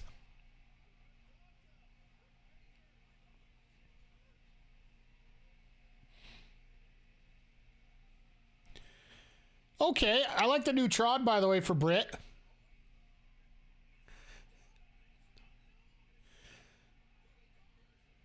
There we go. Hot damn. I don't know if this is a popular opinion, but everything about Ruby after her entrance doesn't do much for me, just hasn't been a fan. I just don't think it's been flushed out the way that it needs to be.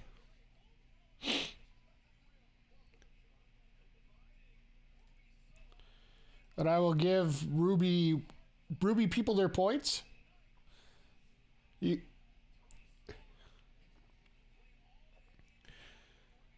But at least we're playing up the storyline versus the originals versus the newbies, right? And Ruby's going to get caught in the middle here. Great look, but her in-ring doesn't scratch my itch. I get it. Oh, Adam, here's your hero. Cheater, absolutely.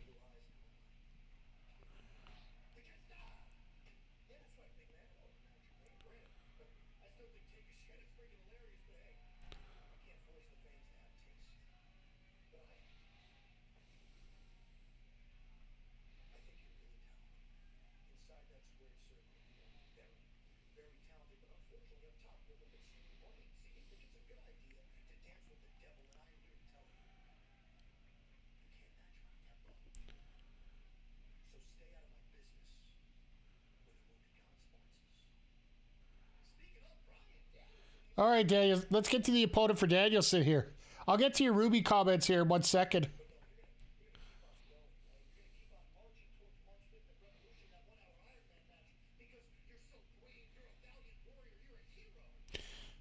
McGee, your answer is no.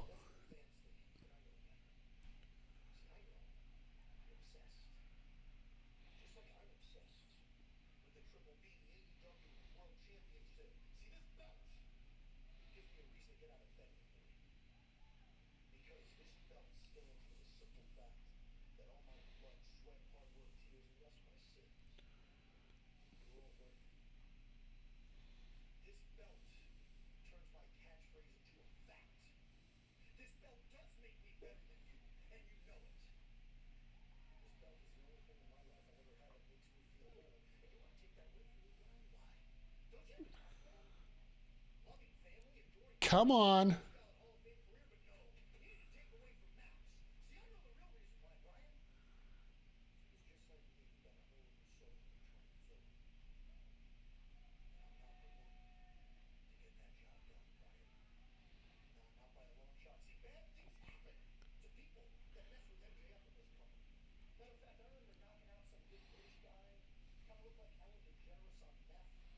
Ha!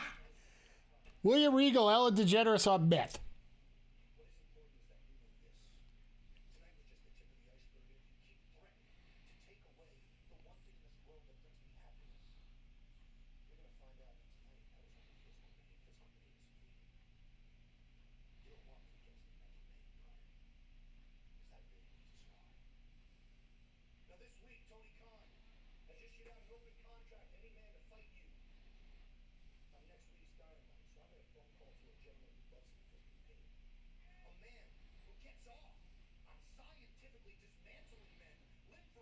Okay.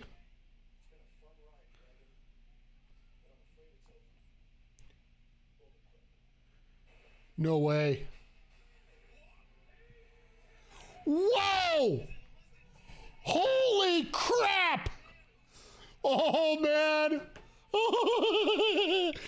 This is going to be amazing. Oh, folks, if you have not seen Timothy Thatcher, in the time that he was with Evolve and the developmental going into WWE, he was known as the last gunslinger. This man not only is technical, but he is ruthless. He is absolutely ornery, and he will do anything to win. This is a hell of a get for AEW. And I'm assuming it's probably the get back from having Sting on the show with the Great Muta. And I will definitely take that. All right. We got Sakura and Hayter coming up on Friday on Rampage. That might be worth checking out.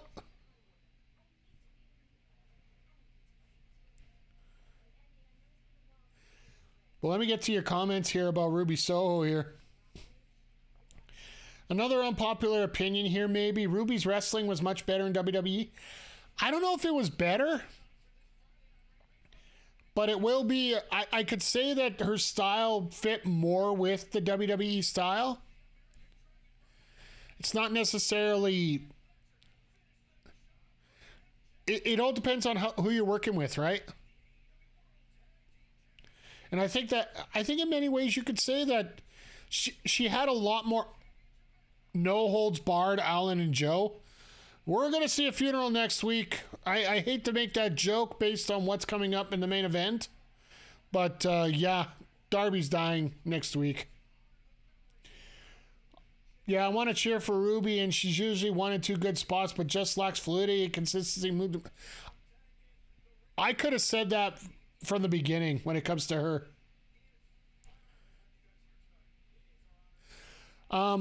So guys, just a heads up, out of respect, I'm not doing any predictions on this match because, well, frankly, there's things a lot more important in this match than having prediction points going on here, but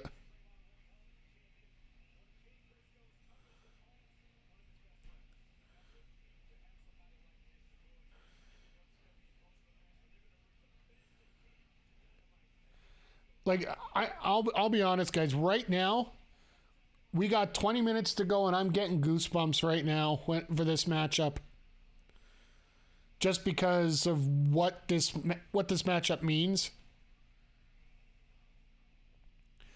You can see Lethal even starting to tear up right now.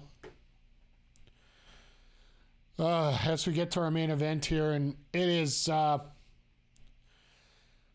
I got a feeling this is going to be a very, very exciting match coming for the rest of this year.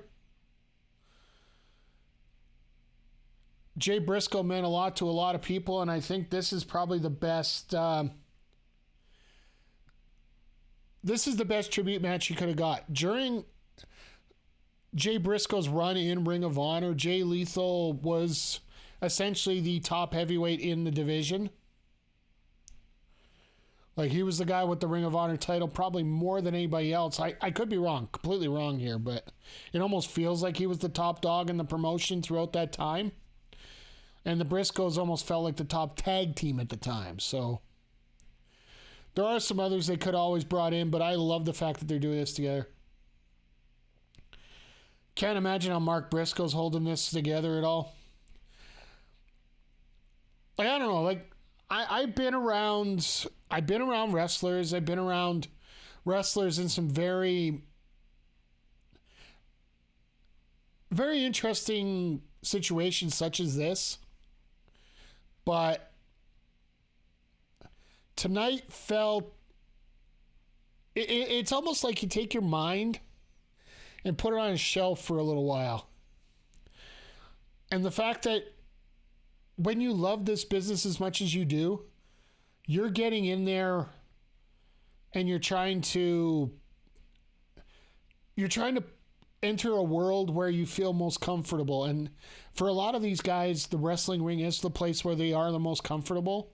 So it almost might be therapeutic to be in the ring, telling yourself not to... JJ, you know what? It's kind of ironic. It's not only Jay's 30... It would have been Jay's 39th birthday today. If you guys didn't know, Jay Briscoe's 39th birthday would have been today.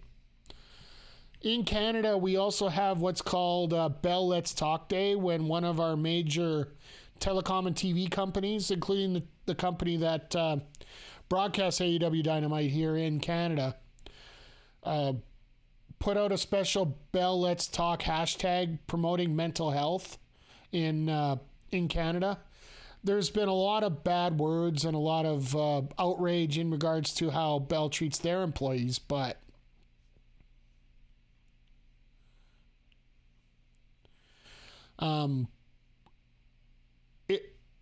it's a lot important. It's very important to get out there and to basically put yourself in a situation here where you feel comfortable and you need to get out there and talk about your problems and everything. I know I expressed a little bit about some stuff personally earlier, and it's just about getting it out there and getting it dealt with.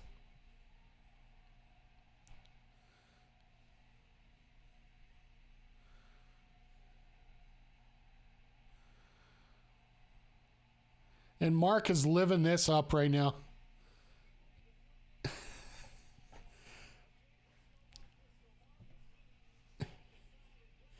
And Adam there, believe it or not, being on stage is the best medicine for when something is going wrong or I lose someone. Think that, like what Mike said, being in the ring is the therapy in the way.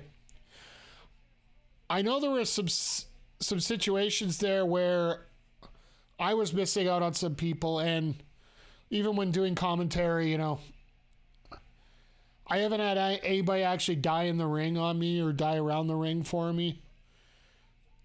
But if you got some mental issue, there's just a happy place you get into by being in the ring. You could tell Mark's having some trouble putting things together, but at the same time,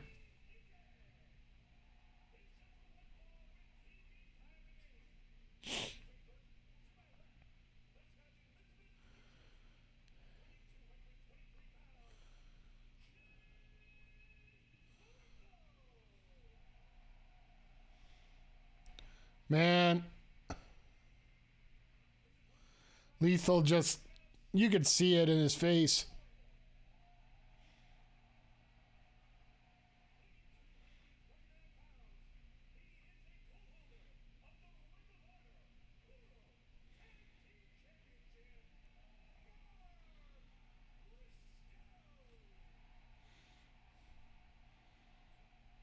This is the moment where you take yourself out of it and you realize the situation you're getting into. Like, I know myself, like, I can feel the emotion in the crowd. I can feel the emotion in the ring. I'm almost tearing up here watching this. Jersey, stand up.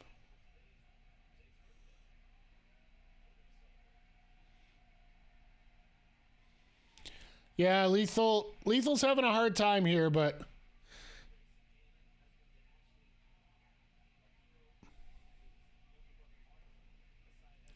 I got a feeling after you get a couple minutes of feeling people out, there's going to be a lot of rest holds in this matchup. Just for the fact that, you know,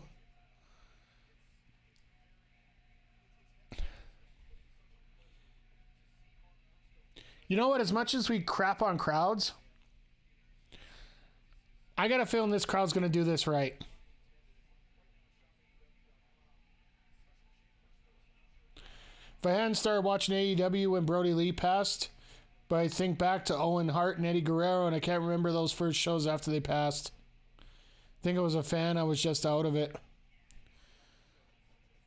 They had... Those Eddie Guerrero and Owen Hart shows were special. I know I watched the Eddie Guerrero one live. I didn't get a chance to watch the Owen Hart one live.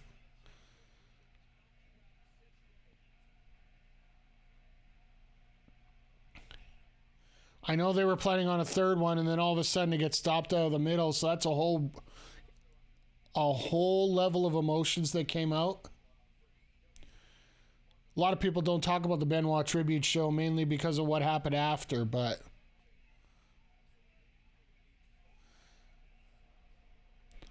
they had one, and then Vince turned around and said, "We will not announce anything about him ever again."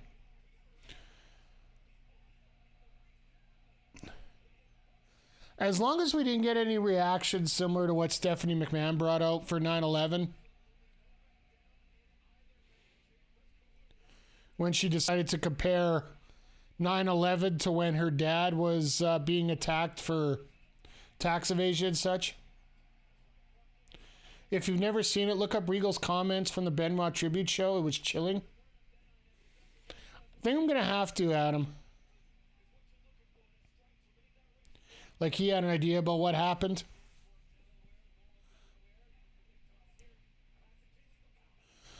Well, I could go into a whole conspiracy theory show about what happened with that whole Benoit situation, but this isn't the time or the place for it.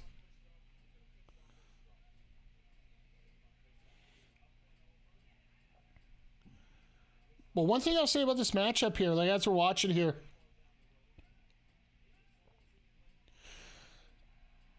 you're seeing a lot of basic moves here. You're not seeing anything overly complicated. And the reason you see that is because you can keep yourself under control here, right? Even if the motions are acting up a little bit, you keep it simple, you keep it straightforward, you keep it to the point where your mind doesn't necessarily have to be completely there to settle it down. So, used to live not too far from St. Louis, and I knew several people who were at the Raw the night after Owen's death. Yeah, that night on Raw, I was actually, and I brought this up on the Ringside Society podcast I did this past Saturday with the guys over there. The night of the Raw after Owen's death, I was actually coaching a basketball team. And the guys knew what kind of Owen Hart fan I was, what kind of wrestling fan I was. The entire team took a piece of tape and taped it right on their jersey, right over here. Back when the days when they used the muscle type shirts for jerseys, they put a piece of tape on their jersey and just put K with a heart on it. The King of Hearts. A lot of people didn't know what it was for, but I knew what it was for, and that meant a lot to me. It's probably one of my favorite moments ever as a coach. When you know how many people care about you out there, so. And that's the thing I take from the whole thing here with Jay Briscoe this week. Outside of Warner and their asinine asshats, and which I'm glad they've at least corrected some of it now, with the fact that Mark Briscoe, like, originally they were told this was a one-off shot. Apparently Mark Briscoe is allowed to be on the roster now. All the time. He's going to get the same treatment that -1 would have had if he was 18 after Brody passed. I'll call that right now.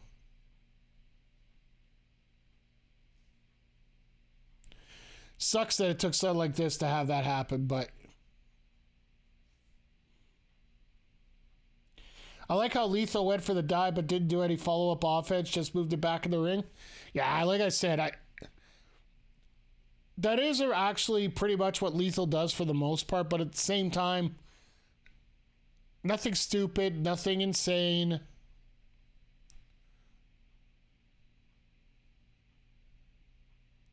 Wonder how he feels out there in a singles match. I don't think he's out there by himself, Vic. Straight up. He is not out there by himself. And like I said before, I am dying to wonder what... I want to see that match between Brody and Jay right now.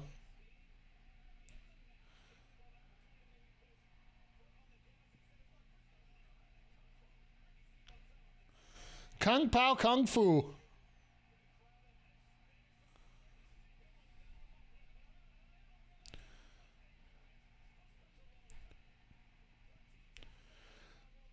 So I think this is pretty obvious. This is probably going to end in a J Driller somewhere in here. At least I hope so, just for the fact that, that would be the ultimate send-off.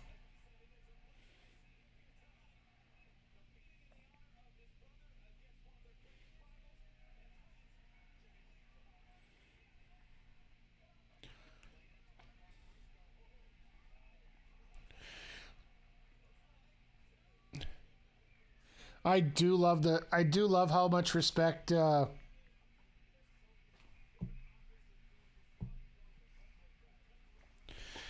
do love how much respect this crowd is giving this match right now.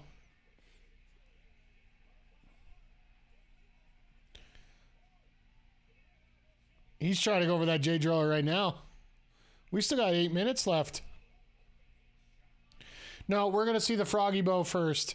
I was talking with Andre C about this before we, as soon as it was announced, I think it was early yesterday.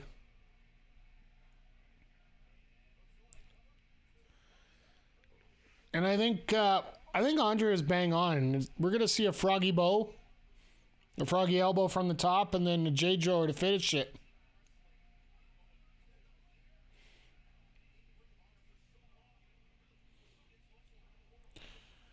Did we ever hear how Jay Briscoe's daughters were after the accident?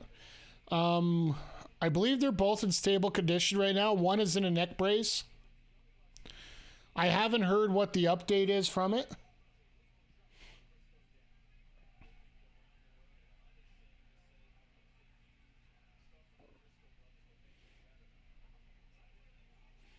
There's a lethal ejection.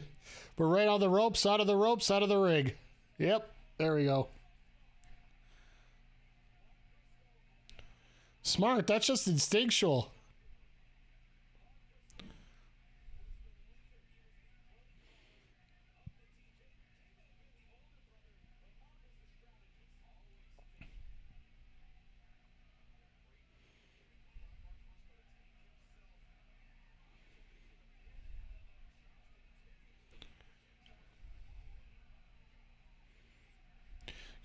For not being a regular singles competitor, Mark's doing a hell of a job here tonight. Like I said, he's not out there by himself, and I don't think he ever will be.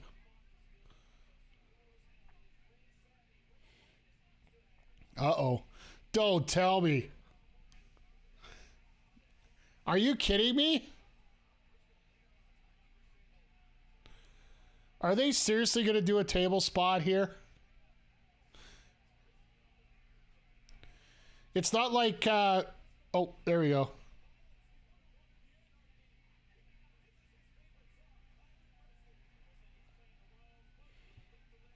Nice drop kick right in the face.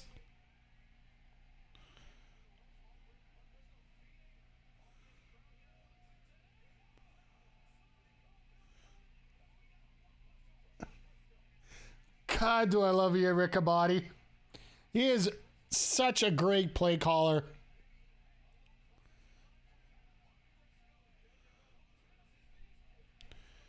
Like, there's two different kinds of play callers that you come up. You got a guy like Excalibur who knows all the moves and knows everything about everything. And then there's just guys like Riccaboni who just have a feel for it. There it is!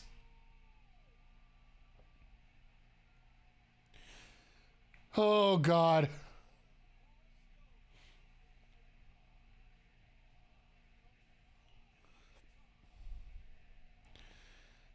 I am so glad they're not doing this match in Corpus Christi, Texas.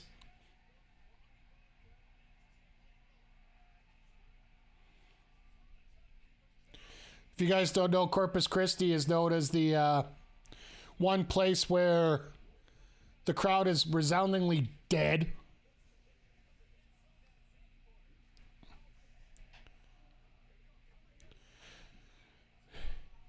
No, they're not finishing it there. We still got about 4 more minutes before TV time runs out. It'd almost be fitting that they go to a TV finish.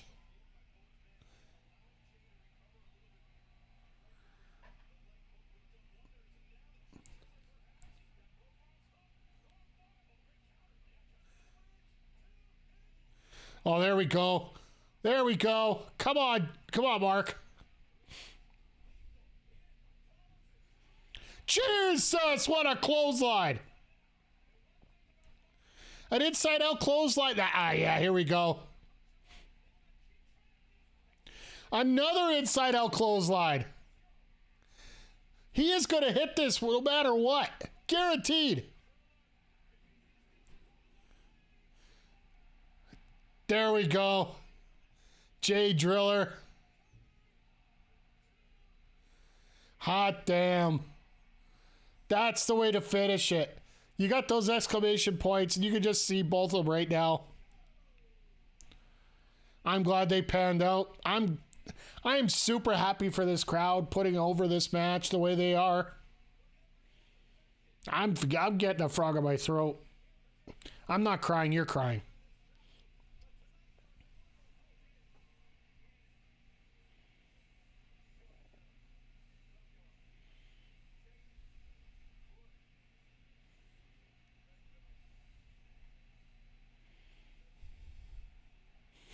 God damn.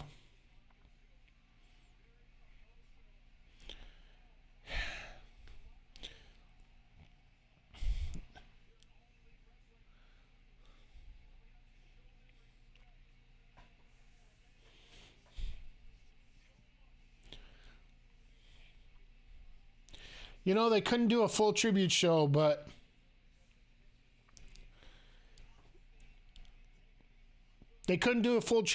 this was damn hell a great presentation.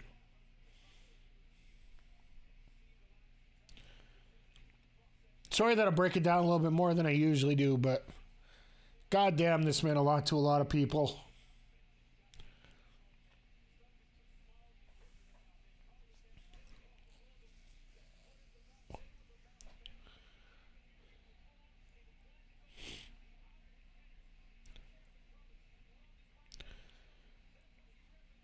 Mark soaking up this moment. Like,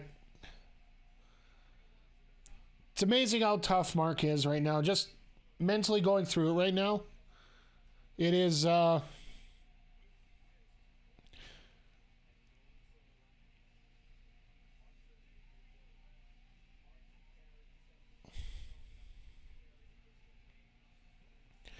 just such an emotional release.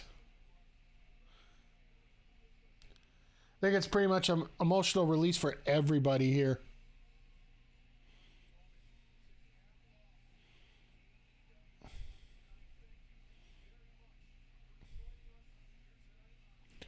You can see everybody from the ROH roster there just front and center.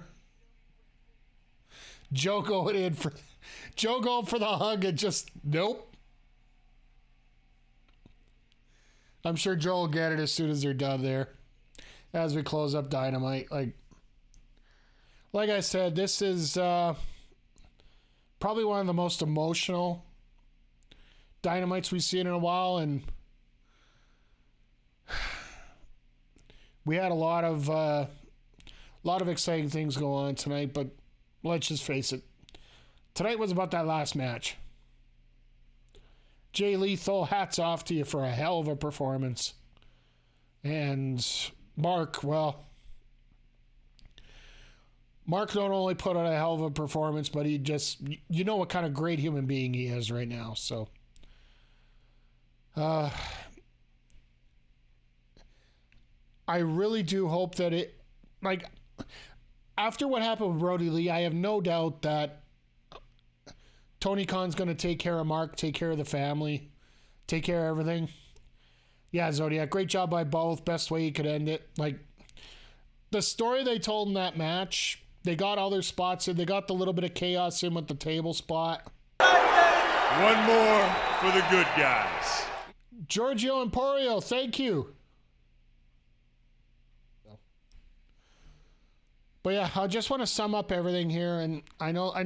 Normally I go into a long speech about breaking down the show and all the information like that. But let's face it, the rest of this show don't matter at this point. The biggest thing that matters right now is Jay Briscoe and everything that's going on. I know I'm going to buy a shirt right after I'm done here.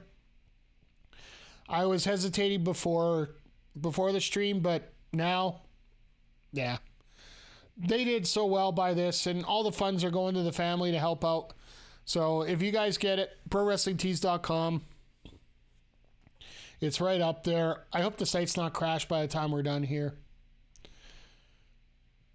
Whew. Do you guys have any more thoughts about the show tonight? If you want, we can throw out your comments here, and then otherwise, I'm just going to send you guys over to Rick Jules here, who's doing a Pokemon run for the first time here. We were talking about him earlier. Ordered your shirts yesterday? That's cool. JJ, I'm happy for that.